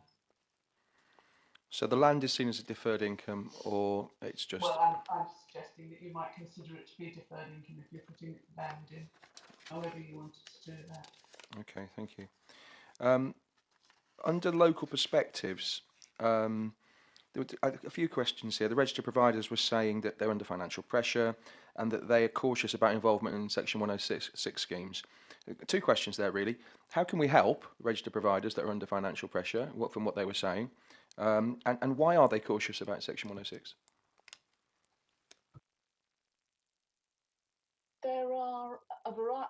Can I answer the second one first? Sure. They're cautious about 106s because they have issues around sometimes, and this may or may not apply in Herefordshire, some of these reasons. They have issues around the type of units that they are asked to pick up from the developers because they don't meet their long-term standards, which is something you as a local authority can guard against. And they are also cautious because when they go into a 106 agreement, they are very usually not eligible for any kind of grant funding from Homes England. So they're always under some sort of viability pressure. When they develop their own sites, 100% affordable housing, they are then eligible for Homes England funding. Doesn't mean they'll get it, but that's the difference between a 106 site and a owned site by an RP, a housing association. Reading between the lines there, it feels like the pilot project should perhaps steer clear of any Section 106. I don't think I would read between the lines that way. I think it's about recognising that recognising that a housing association entering a 106 scheme is far less likely to get any kind of grant from Homes England. We are, of course, got the caveat that we're waiting to see what the next affordable housing programme says about this particular aspect. It may be more relaxed about Homes England funding for mixed tenure Section 106 schemes. And also, of course, it's about whether the local authority, yourself in this instance, considers putting any sort of financial support in on a 106 scheme. Thank you. On that same page, local perspectives, you said we were waiting to learn more about the impact of the budget. Has anything come out yet? Is there more leaking out around the budget yet that would influence any decisions we might be looking at making? I don't think so yet, because we're waiting for the next affordable housing programme. It does definitely look like the direction of travel, if I can use that dreadful cliche, is that there will be a priority given to social rent units rather than affordable rent units, which is something I'm not quite sure if your authority would be supportive of or want to see put in place in Herefordshire. And also there is more money for the tail end of the current programme and an allowance for the next programme.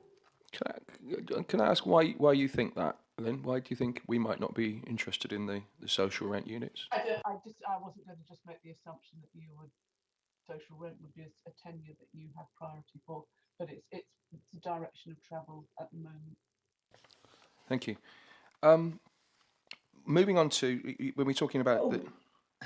Sorry, Laura, do you want to come in? Sorry, I was just going to add one more thing about what if you do decide to go down a Section 106 route on one of those sites, just that talking to the RP early on would be the best thing that you could do to make sure that you were developing the sorts of units they would want to take if that's where you were going.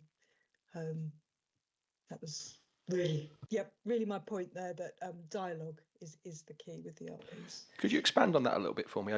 What type of units are we talking about? Okay, do you want to? So I think one of the things that we pick up here, but in other bits of the country as well, is that one of the reasons RPs are reluctant to take Section 106 sites is that developers are just not offering them very good quality units, and they're not necessarily the size and type of units that they want, or they may not have the sustainability standards that they want.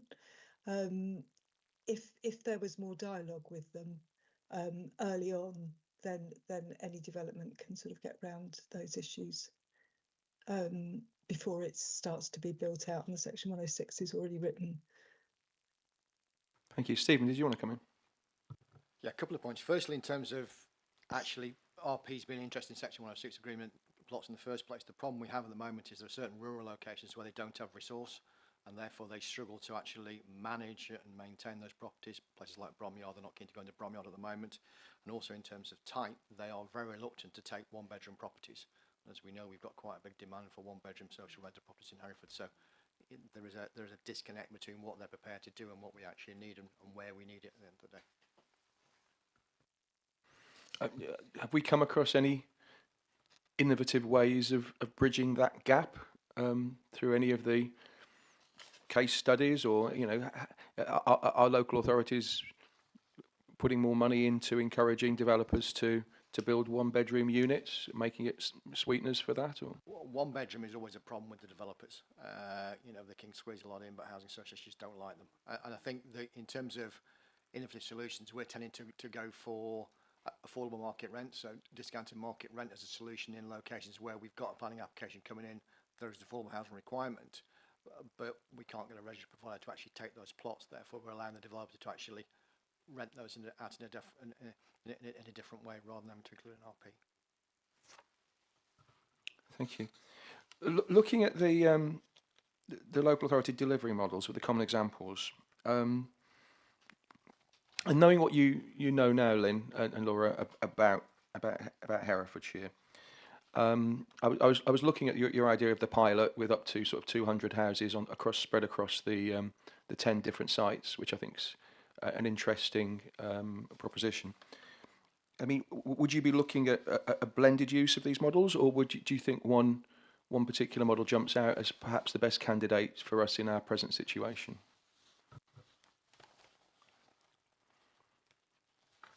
Okay, Lynn, yeah. I think you might want to start off with some modest interventions, getting involved in helping to deliver sites. The only point that Laura made about talking to the RPs about housing associations about what would suit them would be a small but very useful initial intervention on for these sites. You might want to put together a bundle of sites that you offer to the RPs, several smaller sites, to make it more commercially worthwhile for them. But I would talk to them first about whether they would find that attractive. But I think those are the kind of measures that work that are useful, and perhaps the short-term measures. But in terms of the other options that we laid out, the major ones, the longer-term ones, the development company, the getting into significant joint ventures, or even to considering direct delivery, they're a longer term solution. So I think you may want to consider a combination of some short-term measures or shorter term measures, and then consideration of one of the longer term measures to give yourself sort of a programme going forward. I don't know if that answers your question there. No, I think it gives us more things to try and tease out there. It was very interesting. I was looking at Appendix B, the capacity with fewer than 75 units, and it would be interesting, I think, to identify how these might be bundled together. Whether is this one big bundle that we'll be looking at, these 10 units? Because I'm guessing there are some other sites possibly that didn't make this list. Is this an exhaustive list of everything that we've got that's potential for 75 units? I mean, how did we get to this list? Is this something that, is this because, there's potential here to make some serious recommendations for moving forward, aren't there? In terms of how we got to the list, I basically looked at all the sites which the council actually owned, which were either able to come forward in the short term or medium term, issues to do with land ownerships, access points, services and that sort of stuff. So the site there is what can be brought forward in the short term. I think in terms of short term delivery, yes, we can engage early with the RPs, and we are doing that for places like Merton Meadows, but there's also the potential to top up to our pre-HRA requirement levels of stock, which is 199 units, and look at doing some interim schemes in the short term, probably looking at discounted market rent, affordable rent type stuff to actually get stock into the marketplace, because we've got over 2,000 people on our home point waiting list. A lot of those, they've got incomes, they don't have deposits to be able to buy houses. So You know, I think a lot of the problems that a lot of the housing companies which councils have set up are sort of trying to do all things for all men. So they're trying to build, sell on the open market, do equity share, do rent and all sorts of stuff. I think we need to focus on what's our quick solution short term, and then where do we go from that medium to establish the principles, a bit like you talked about with our enterprise partners. So just to clarify what you're saying there, so from the Appendix B, with the sites for less than 75 units, one of the ideas would be to develop a bundle of these sites for retaining ownership by Herefordshire Council and to put them out at less than market rent. Is that what you're suggesting?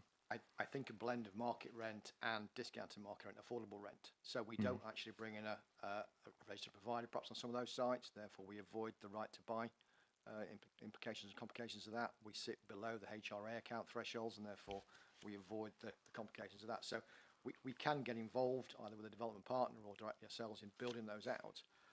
And if we're doing rental stock, we can use either internal or external agencies to actually manage those stocks for us. You know, it's manageable. It's not 1,000+ units, which is the HRA sort of break-even point on it. So I would say we could look at a few of these as pilot cases, see how we go on. Cause it's dependent on funding, which might be PWLB, it might be a traditional market income strip type stuff. So we have a revenue that offsets debt servicing, and then we run it from there. I mean, with the drain on resources for the council, we do need some good social rent housing quite quickly, don't we? I think that's established. If we were grading these units sort of on quick wins, and of moving it forward, which of these sites would be the ones that you would say we should recommend to move forward with as quickly as possible? I think the issue we've got here is we've looked at some of the larger sites. I think we've probably got quicker wins where we look at some of the smaller sites, so the likes of Bromyard, Home Lacey, parts of Merton Meadows, where we can probably build a 100% rental properties on it, a mix of market rent and affordable rent, and control those. Some of these larger sites, because the volumes will start to need to talk to registered providers to work with those, or other delivery partners because of the amount of investment involved in it. You're talking about the capacity for fewer than 75 Appendix B, are you, or the larger site? Yeah. So, but I think so the sites you're talking about aren't even on the list. They are on the list because they're in the earlier list. So okay. I'm looking at the sites like Home Lacey School for 18. Okay, fine. That was my question. Sorry, I was referring to this list in the question. Yeah. It's those ones there. There's probably 20 to 40 units we can build on our own sites within our pre-HRA responsibilities that we can build to rent, and therefore we've got an income stream coming back to basically offset any capital investment we need to make. So you took the Home Lacey is the one. Which are the other ones on that? Home Lacey's, I would suggest we look at Bromyard, which is another site where we're looking at mixed-use scheme on that. Obviously, we could look at Plough Lane around the corner. We can look at Westfield School, but that requires a relocation. There are parts of Merton Meadows which we're already looking at doing some social rent on that, but we're currently talking to Connexus on that. So which is the Bromyard one, sorry? Bromyard is the old depot site at Bromyard. It should be on there. I'm missing that.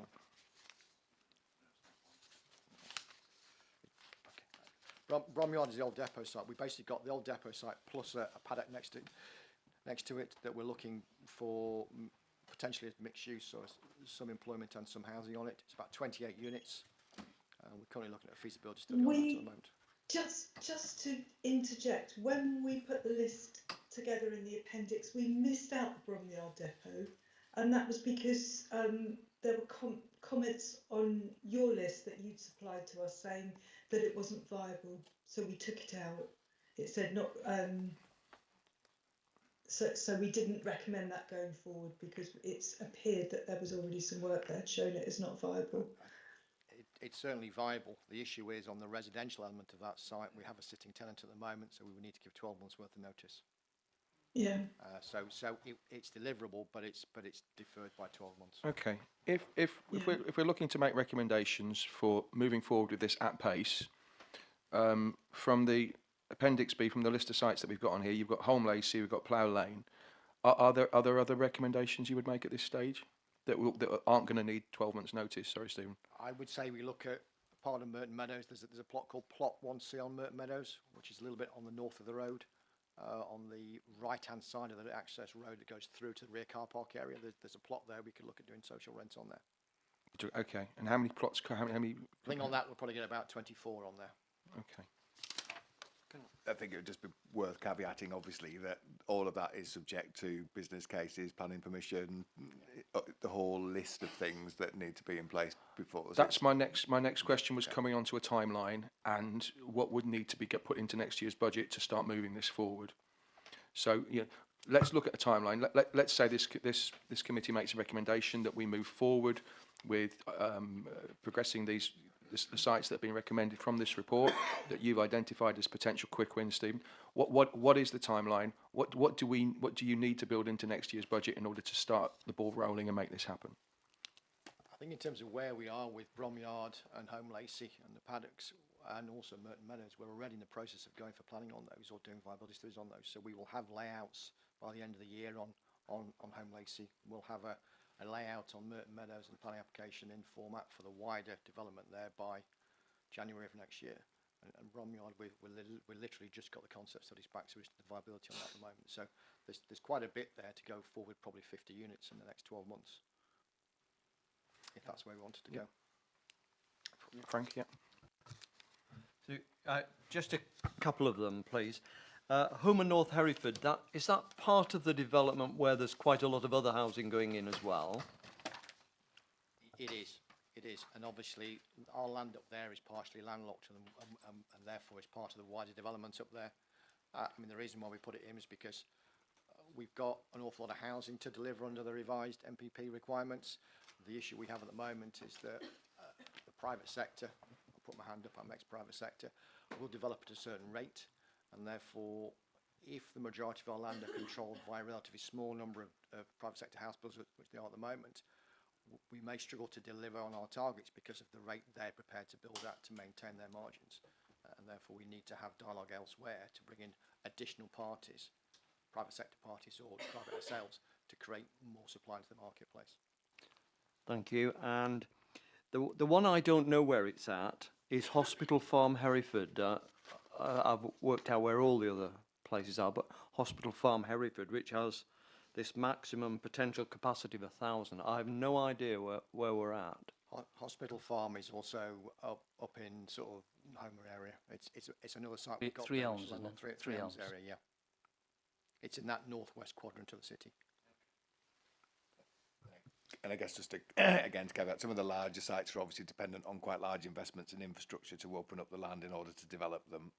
So it's not just a case of looking at the housing need and what the housing development could be. It's about large-scale infrastructure investment across the county in the right places to open up these sites as well. So it's not just a housing issue on its own.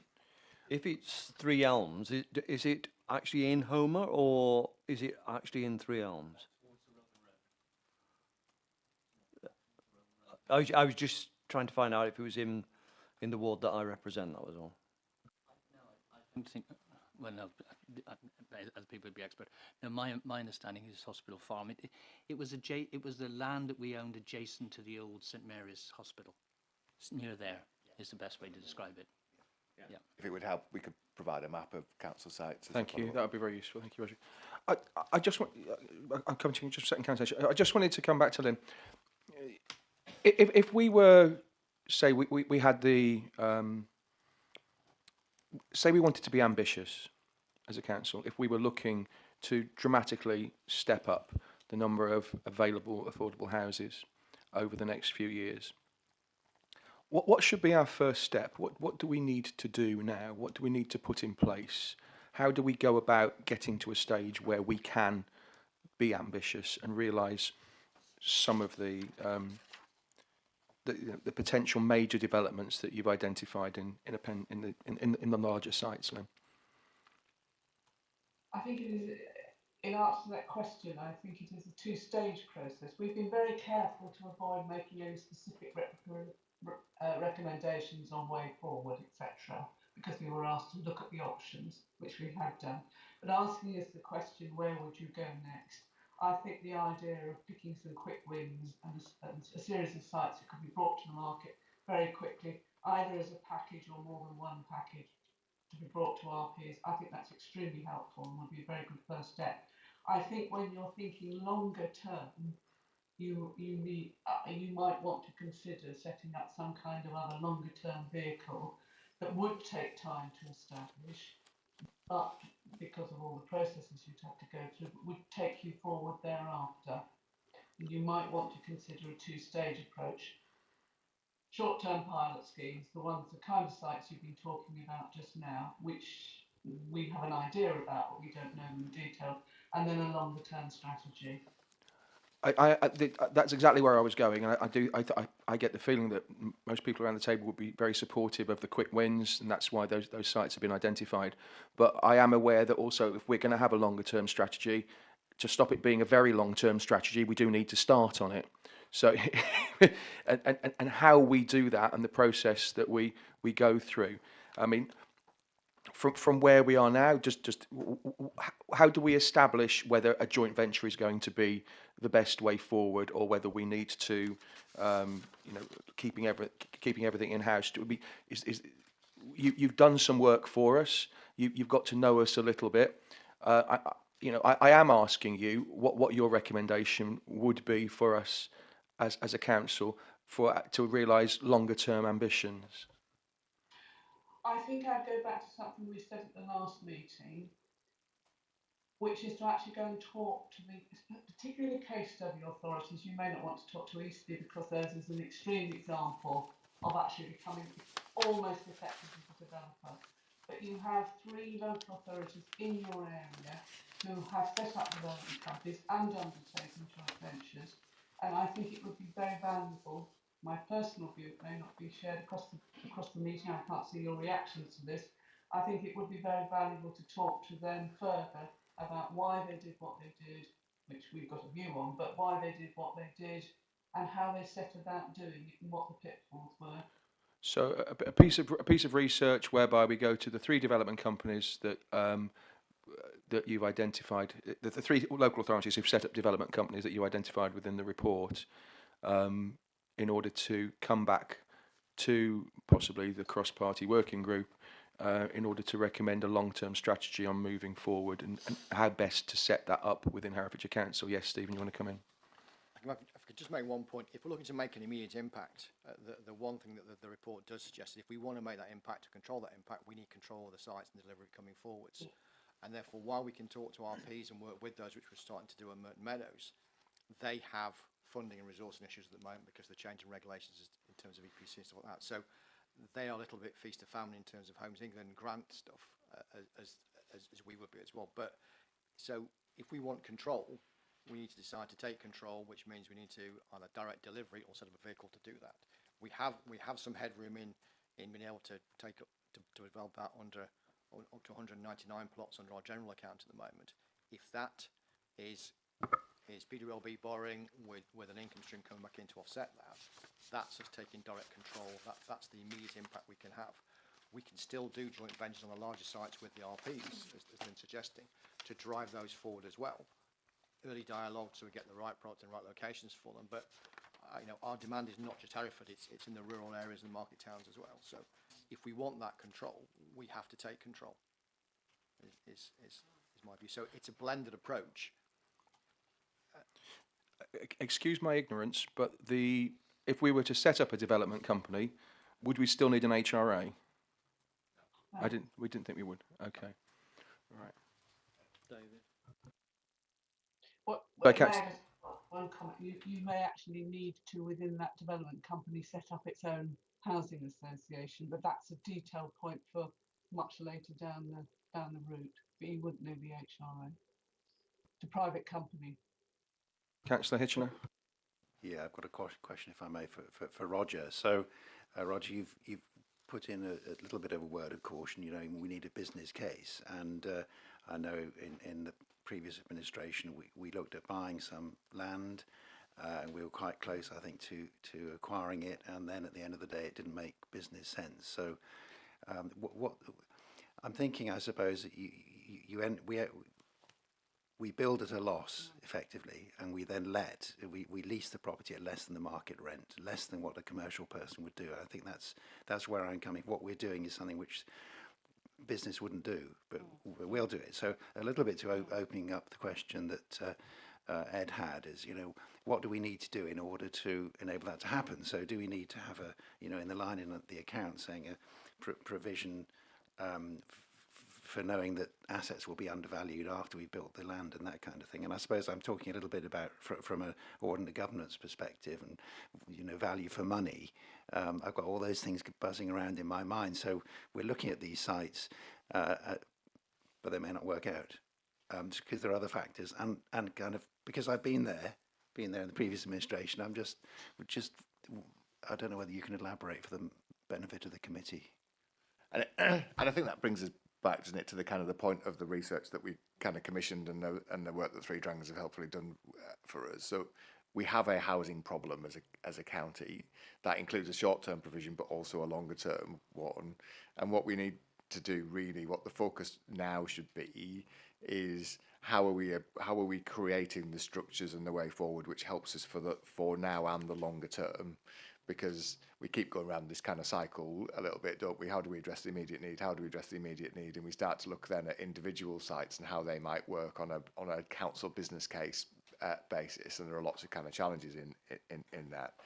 The opportunity here is to review the models that Three Dragons have helpfully looked at for us and say, what's the structure that we need to address those gaps now for the foreseeable future, and through the cross-party working group to do that in a way, hopefully, which means that everybody's committed to the same route of development rather than it necessarily being impacted by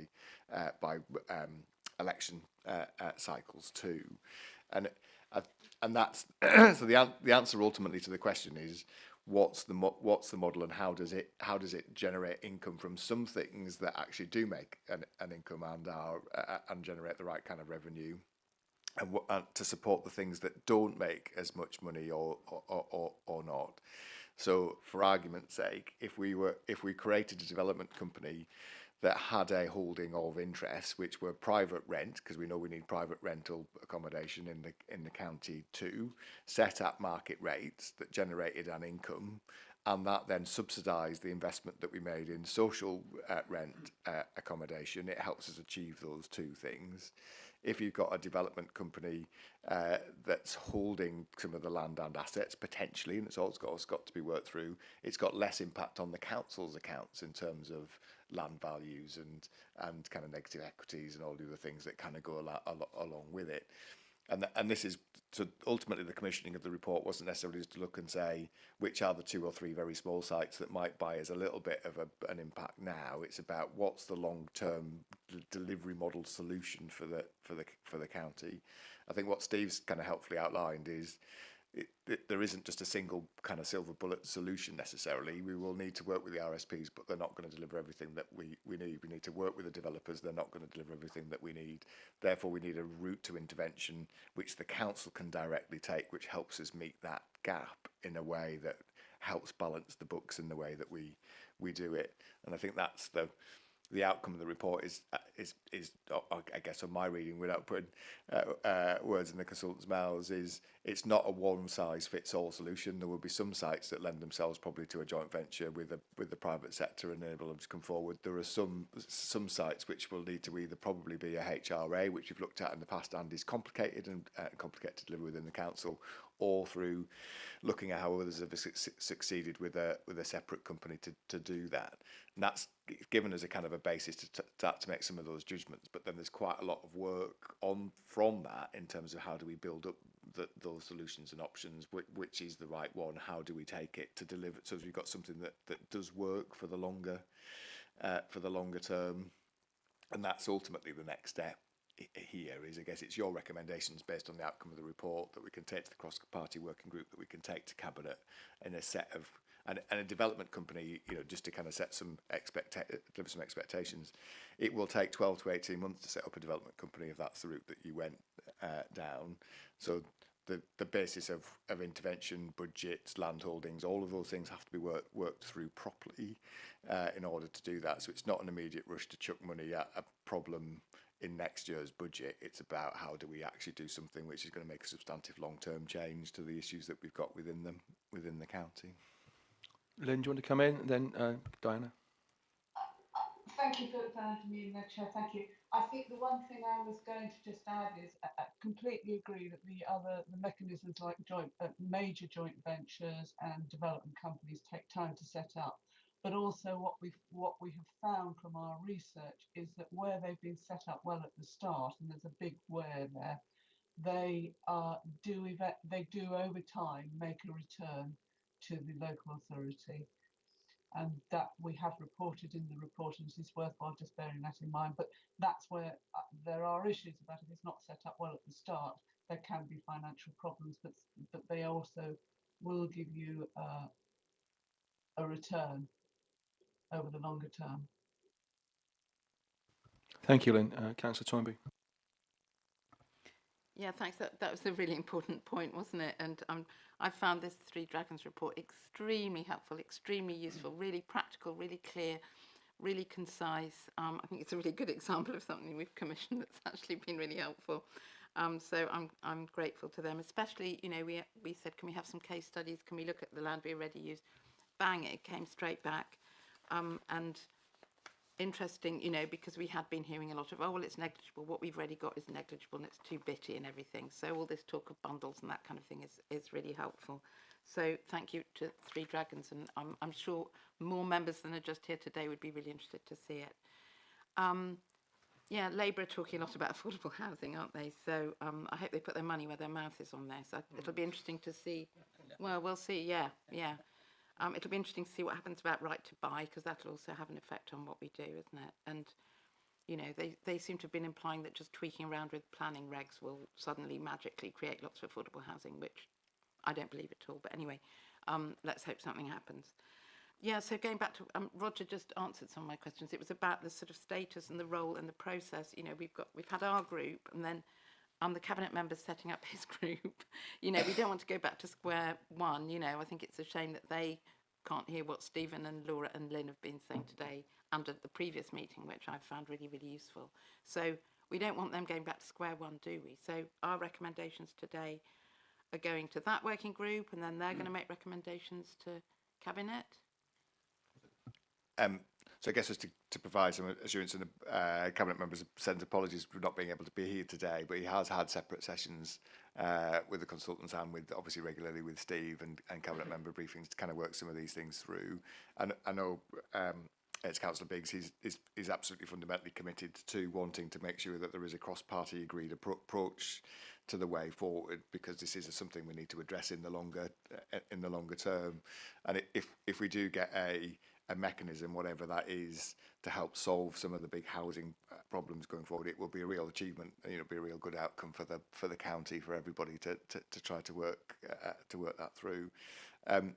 From discussions with him when we went through some of the findings of the report, which he got the same time obviously you did last week when it came out, Councillor Biggs has asked that we set up through our governance colleagues that first housing working group meeting. So the terms of reference were agreed a number of months ago. It hasn't yet had the substantive item to discuss, which would be this. So we're looking to set that up at the end of this month or start of December, and then again, I guess subject to getting things on the forward plan and agreeing with the rest of cabinet, but he would like a cabinet kind of discussion in the early part of the new year, kind of January, February time, to then kind of take some decisions around what the next steps are. So a clear kind of then set of time scales for how we take forward the right delivery option. So it would mean obviously Scrutiny has had a really clear lead and input.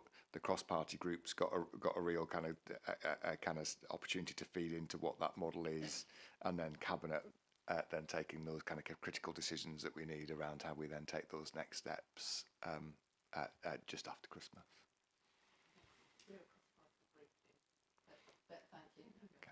Yeah, that was something that was made.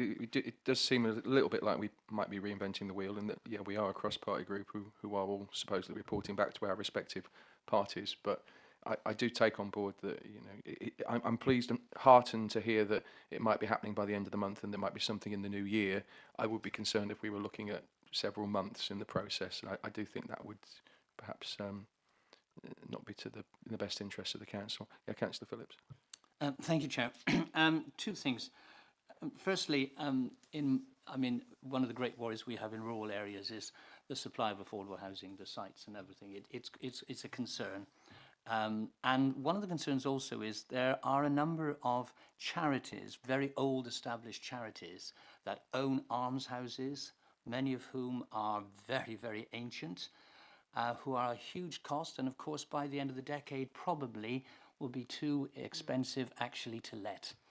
Because of the new legislation that's coming. And that's also going to impact on a lot of private landowners, which, you know, whatever your feelings, and of course we live at a time now where there's, you know, we've got the politics of envy, but if they have got a lot of houses, they are letting them in rural areas and they are a supply of affordable housing. Once they go, you know, we ain't going to fill that gap in a rural area. But one of the things I am interested in is where we can work imaginatively. It won't be a quick win with some of those charities who not only have those old houses, but also have land, which could possibly be used to be developed. And I think we need to deal with that. The second thing really is to look at the investment in affordable housing, and that of course is with the local government pension scheme. There are already huge investments by those schemes in affordable housing.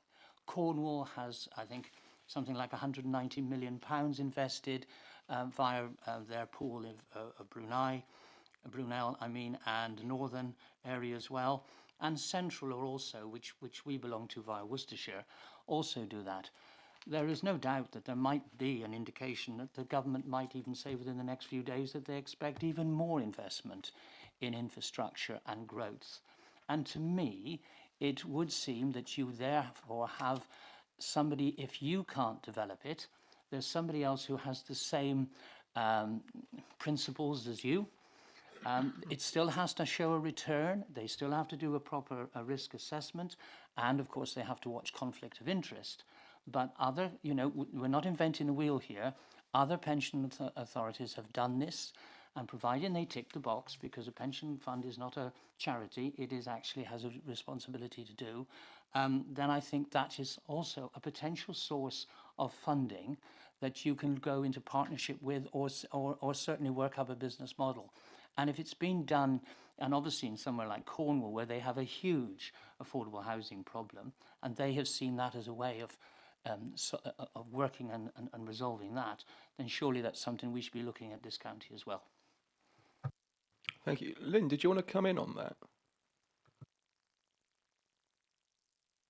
There are a couple of interesting points there. Of course, Cornwall, as an example, also has a development company, which we didn't use as a case study, but it does also have one. I'm not sure if I can remember its name immediately. The other thing is that some of the pension companies have set up their own affordable housing arms now and invest through that route. And they may help there, but otherwise I don't think we have the information to say anything about where money might come from through the pension companies. It's not something we've come across when we've looked at the way development companies, local authority development companies have invested. Thank you. Okay, well, it might be something you want to recommend to the working group to consider. Yeah, let me be clear. It's the LGPS only. I wasn't talking about the Prudential or anybody else. This is the LGPS itself. Stephen, yeah, you want to come in? I think a couple of points there, Councillor. One in terms of local charities. We're actually starting to engage with community land trusts at the moment as a way of delivering affordable housing in rural areas. There's a Marshes Forum housing team this afternoon, and that's on the agenda to be discussed. So we should widen that obviously to charities arms houses as well. In terms of pension scheme stuff, I worked previously in the Northwest. There's a lot of investment from Greater Manchester Pension Fund in their housing stuff. It's a case of packaging it up right and going from there. They tend to like completed stock, which is income generating. So there's no reason why we can't build and then move on and then recycle the cash. You know, we don't have to sit and hold them forever and a day. There are options open to us there if we want to do that. Okay, well, that's something that would be considered as part of, you know, the business plan for a development company, isn't it? Really. Right, I'm trying to knock this forward into a few recommendations. Sorry, did you have a question? Sorry, after you. We're a little bit in the weeds, I think. Thank you for that comment there, Stephen, about community land trust, because there's a number of housing, 20, and I noticed that you know, we get a bit of lobbying as councillors to ask about the opportunity. You do see an opportunity there in the county, presumably. The planning gain document of 1,110, is that the 30%? allocation in that, just looking at that table? Our planning policy requirements vary depending on what the settlements are, from 40% down to 25%, so that'll be the average across the patch. But that's what that figure is, and the affordable housing, 350, that's just a separate item. On one of the pages, it refers to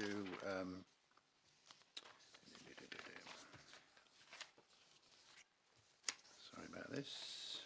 Find it. In 2023, 52% of authorities surveyed reported having one or more local housing companies. Are those local housing companies owned by the local government, the local authority, or so it means that over half of councils have their own housing companies? Is that how it works, or does that include housing associations? Lynn, did you want to come in on this? Sorry, just saw your hands up. Yeah. The quick answer to that question is it's local authority housing companies. So, okay. And finally... Can I just add one very tiny technical point? It's the way that survey is undertaken. They do a desk-based review and then they actually survey local authorities. So the 52% was in answer to the survey. There are various different figures in that report. But yes, about half of those that they surveyed, half of local authorities said, yes, we've got a development company. Okay. And finally, the last page of the document, Appendix B, there's reference to the Essex Arms site, 120 units. Which bit of the Essex Arms site is that? The bit I'm familiar with is the part that floods, and I think was kind of allocated maybe to the Herefordshire Nature Trust taking that. So are they one and the same or totally different? If I can just come back on that, it's the same site. It's part of the wider Merton Meadows master plan.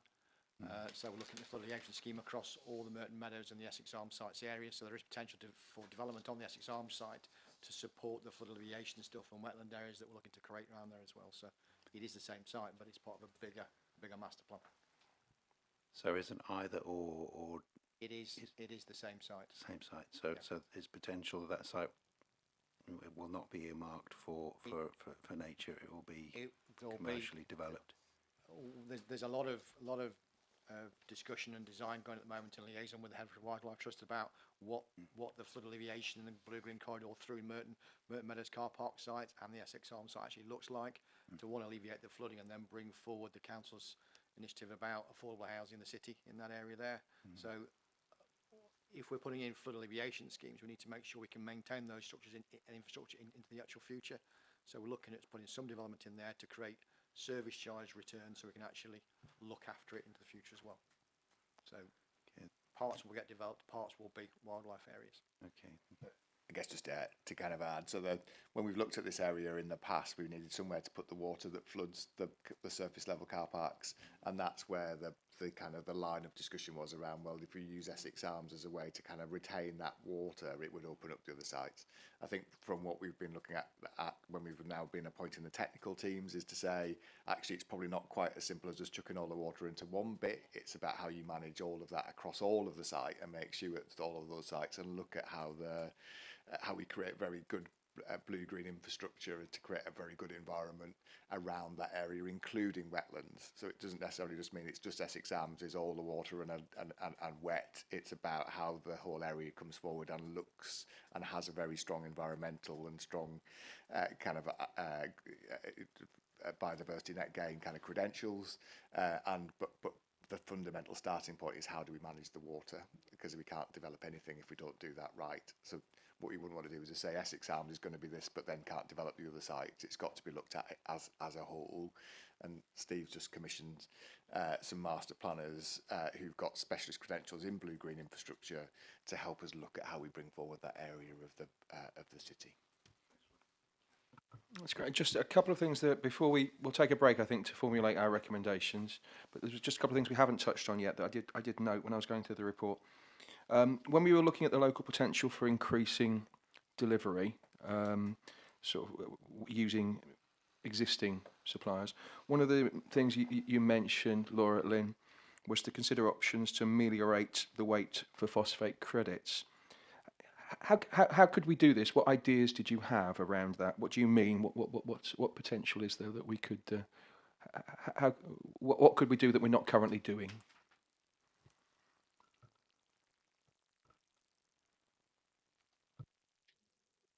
Lynn, do you want to come in? Well, yes,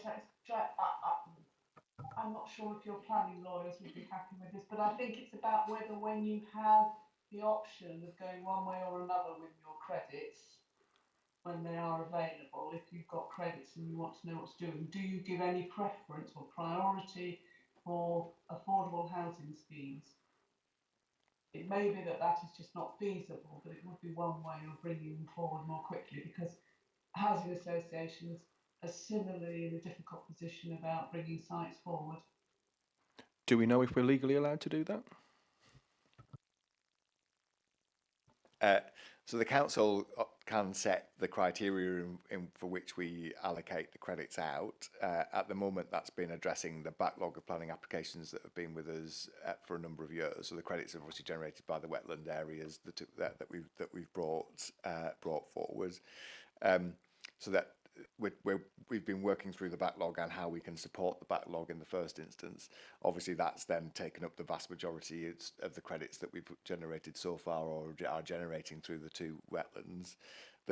The question around addressing nutrient neutrality is probably a much bigger one in terms of how do we bring forward the right kind of housing that we need. So if we're allocated a 27,000 new homes target for the county for the next 20 years, government will have to work with us on how we then address nutrient neutrality, which is a national problem, not just a Herefordshire one. In order to do that, so that at the moment we're not prioritising registered social landlord or affordable social housing for credits above everybody else, because it's been simply working through those that have applied and have been in the system so far. It's an option about how we look at the criteria for that going forward. Should we continue to have phosphate credits? But actually, that's only going to be chipping at the edges of a problem which is far greater than that. But we could potentially look at increasing, giving a priority to those developments that had a greater percentage of affordable or social housing within the developments they were looking at putting forward. It's possible in terms of how we allocate credits and the prioritisation of them. Okay, that might be an interesting recommendation we might want to consider. Councillor Hitchin. Roger, are you aware of the 2.7 million that's just been allocated for 3,000 new houses off the River Wye? And I just wonder whether that our own housing as an affordable housing would actually feed very much into the government's agenda. So I'm not aware of the individual case, sorry, but I can certainly go away and look at that. I think it was announced yesterday by the government. You're normally really hot on these things, Roger. This is what I've obviously missed. So there was an announcement earlier in the week where I think there was some confusion about which River Wye basin it was being which money was being allocated to, because there's another one in Derbyshire. But if it's that same one, but we still have to work out and understand the details of what. I think there are 8 areas and 40 odd million, and we've been allocated 2.7, which is Councillor Phillips has said is proportionately we've got less. Yeah. Anyway, I'm sure you'll be looking at that this afternoon, Roger. Definitely we'll take it that way. Thank you. Sorry, Lynn, do you want to come in? Very quickly, if you are looking at bundling up a number of small sites in terms of quick wins, delivery of affordable housing, social rent, whatever, you might want to link that to what you would consider about the credits, so that looking at how the credits would work on that bundle might be something to include, so that you're actually bundling up sites that are deliverable. That's good input. We'll include that in our thoughts. Thank you very much. I am of a mind to take a short break while we formalise or finalise our recommendations. Can we start again at 25 to? Is that all right, guys? So just over 10 minutes. Can we stop the live stream, please?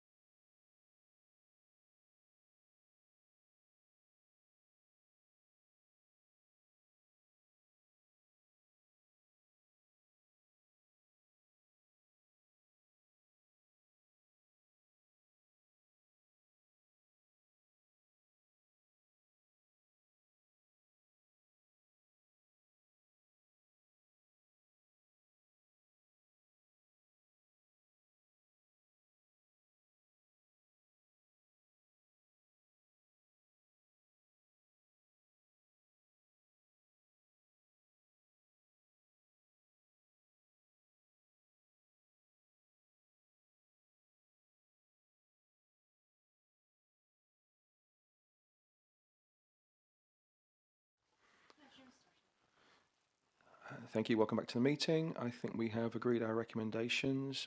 Daniel, would you like to put those on the screen and talk them through, please? Yes, Chair, will do. The recommendations from the committee are as follows. 1, that Herefordshire Council progress at pace a pilot project to develop smaller sites owned by Herefordshire Council, subject to planning conditions and business plan. To identify and begin the process of setting up a development company using the lessons learned from other local authorities identified in this report. Consider prioritising phosphate credits for developments with a higher percentage of social or affordable housing, such as those in the pilot project. Report those recommendations to the Council's Housing Development Working Group. Explore local government pension scheme options for funding the delivery of affordable housing. Thank you, Daniel. Can we put these to the vote? Do I have a proposer for these recommendations, please? Councillor Phillips, seconder. Councillor Toynbee, all those in favour? That's unanimous. Thank you very much. That's excellent. Thank you very much. Thank you, everybody from Three Dragons, and Stephen, for your time today, and Roger, thank you for coming along.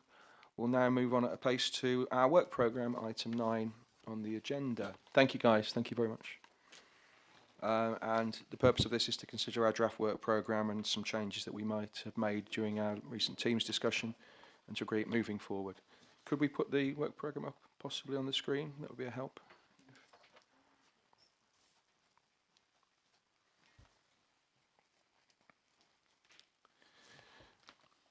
Okay, can we all see this? So our next meeting will be in January, and I had a meeting with officers to look at the local transport plan, and as we discussed in our meeting, they're quite happy to look at the plan for how we deliver the plan, which, because obviously it's been pushed back, the LTP, because of the new changes to housing. But we did think it was important that we have a roadmap to how that plan is going to be delivered, and we can look at how they will be delivering the public consultation as well. Yep. Obviously, that's a subtle change from what's contained here in the November report. So, obviously, this edition of the work programme was published in November. The December one, which we've been working on since then, is still in draft form, so hasn't been shared to this meeting. So, the first bullet point there is review draft plan objectives, and that's not going to be the case because the objectives have been agreed already by Cabinet and are sufficiently wide to allow the development of the local plan according to, well, however it develops. So what we will be looking there, we'll be looking at the draft delivery plan rather than the plan to deliver the local transport plan rather than its objectives, which we looked at in this committee last year. Thank you, Daniel. And obviously we're looking at the scrutiny. So we'll also be scrutinising the proposed public consultation and the terms of reference for that. Correct. Yeah, thank you. We had a discussion around the Market Towns investment plan as well. There was some talk about the Hereford City plan when I spoke with officers, but there was a feeling that the Hereford City plan was too big a subject to be included with the Market Towns investment plan, and that we should bump it onto a later meeting. And I was sympathetic to that point of view, and I do think we have room in our work programme later in the year to include that. As far as the Market Towns investment plans were concerned, it was felt that each of the Market Towns has quite a long list of potential projects that they were either looking to deliver or had delivered.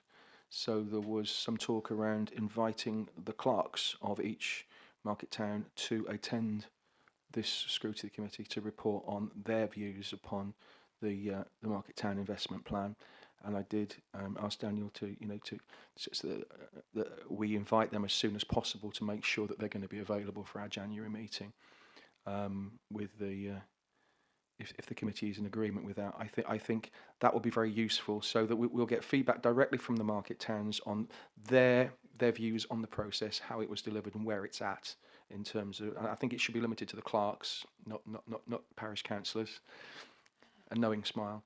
But I also think there'll be of value, And we will also get information from David, who was in attendance for the first part of this morning's meeting, talking around the single projects in each market town that have been identified to move forward on the feasibility studies and to see where we're at with those. So we'll have an update upon on those particular items. So would we give those clerks a guide as to how long?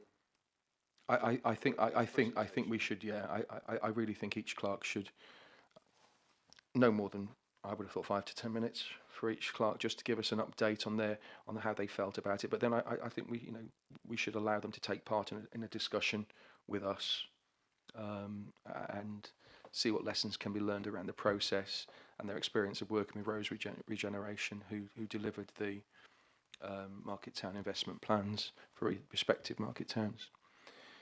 Moving into March, we have the highways winter maintenance. We should have had a report on that, and I did think this was where we'll be looking at moving the Hereford City Plan into March. Was that what we discussed? Yes, it was. So having an update on where we are with the City Plan at our March meeting, because there does seem to be a little bit of space in that meeting.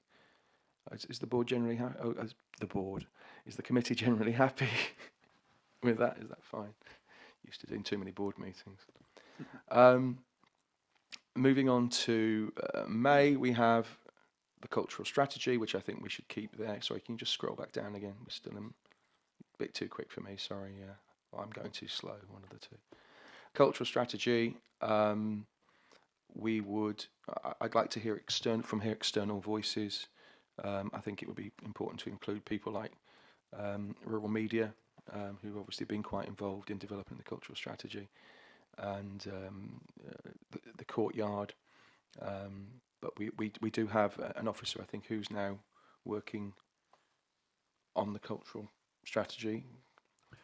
We do, and as soon as this meeting's finished, I would welcome 5 minutes with you in your diary to arrange a meeting with that Very officer. good. So I'll have a meeting with the officer beforehand to look at exactly what sort of report we can expect to be seeing. But I understand there has been progress on the cultural strategy, but it is the midpoint. I do think it would be a good time to look at it.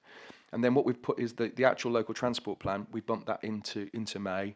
So hopefully we're going to be holding their hand through the development of this. So we'll see them in January, and they know that they're going to come back to us with hopefully the draft plan and some information as far as how the public consultation has gone. So again, that's going to be in our May meeting. And at the present time in July, we have the tourism plan we're looking at. We want an update on where we are with tourism strategy. I think that's the same officer who's involved with the cultural strategy.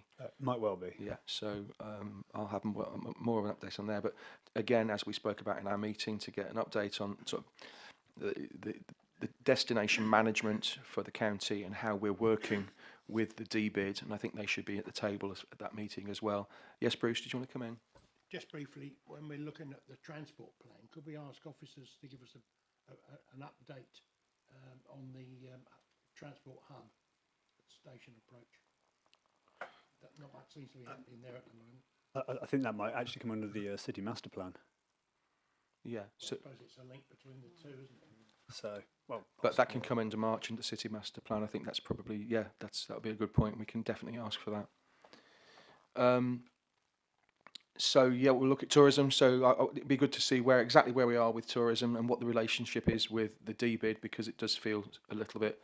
I don't want to say.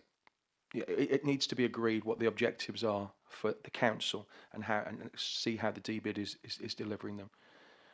And also on there, we've agreed to have the report then into the recent following up on the meeting we had recently with the summit, looking how we're moving forward with the gully cleansing, the mapping. So we'll be looking at all of the work that's being currently undertaken to see what improvements have been made, whether we've achieved our objectives and how we can improve it. And as you can see on there, we have got, looking at our long list, we've currently got broadband on the list for September, and looking at coverage. And I'd welcome any comments around that at some point, and who you would like to be at the table for that meeting and what kind of evidence we need in due course. But if you could have a think about that for the next time we meet to talk about our work programme. Are we happy? Can I have a proposal to accept this as our draft, as our ongoing work plan? Yes, Frank, seconder, Councillor Hitchin. All those in favour? Thank you very much. And I think our next meeting is 15th of January, is that correct? 15th of January. Is that a morning as well? Should be morning, yeah. 10 a.m. Okay. Well, on that note, I look forward to seeing you all then. Thank you very much for your time today, and I'll declare this meeting closed. Thank you very much. Could we stop the live stream? Thank you.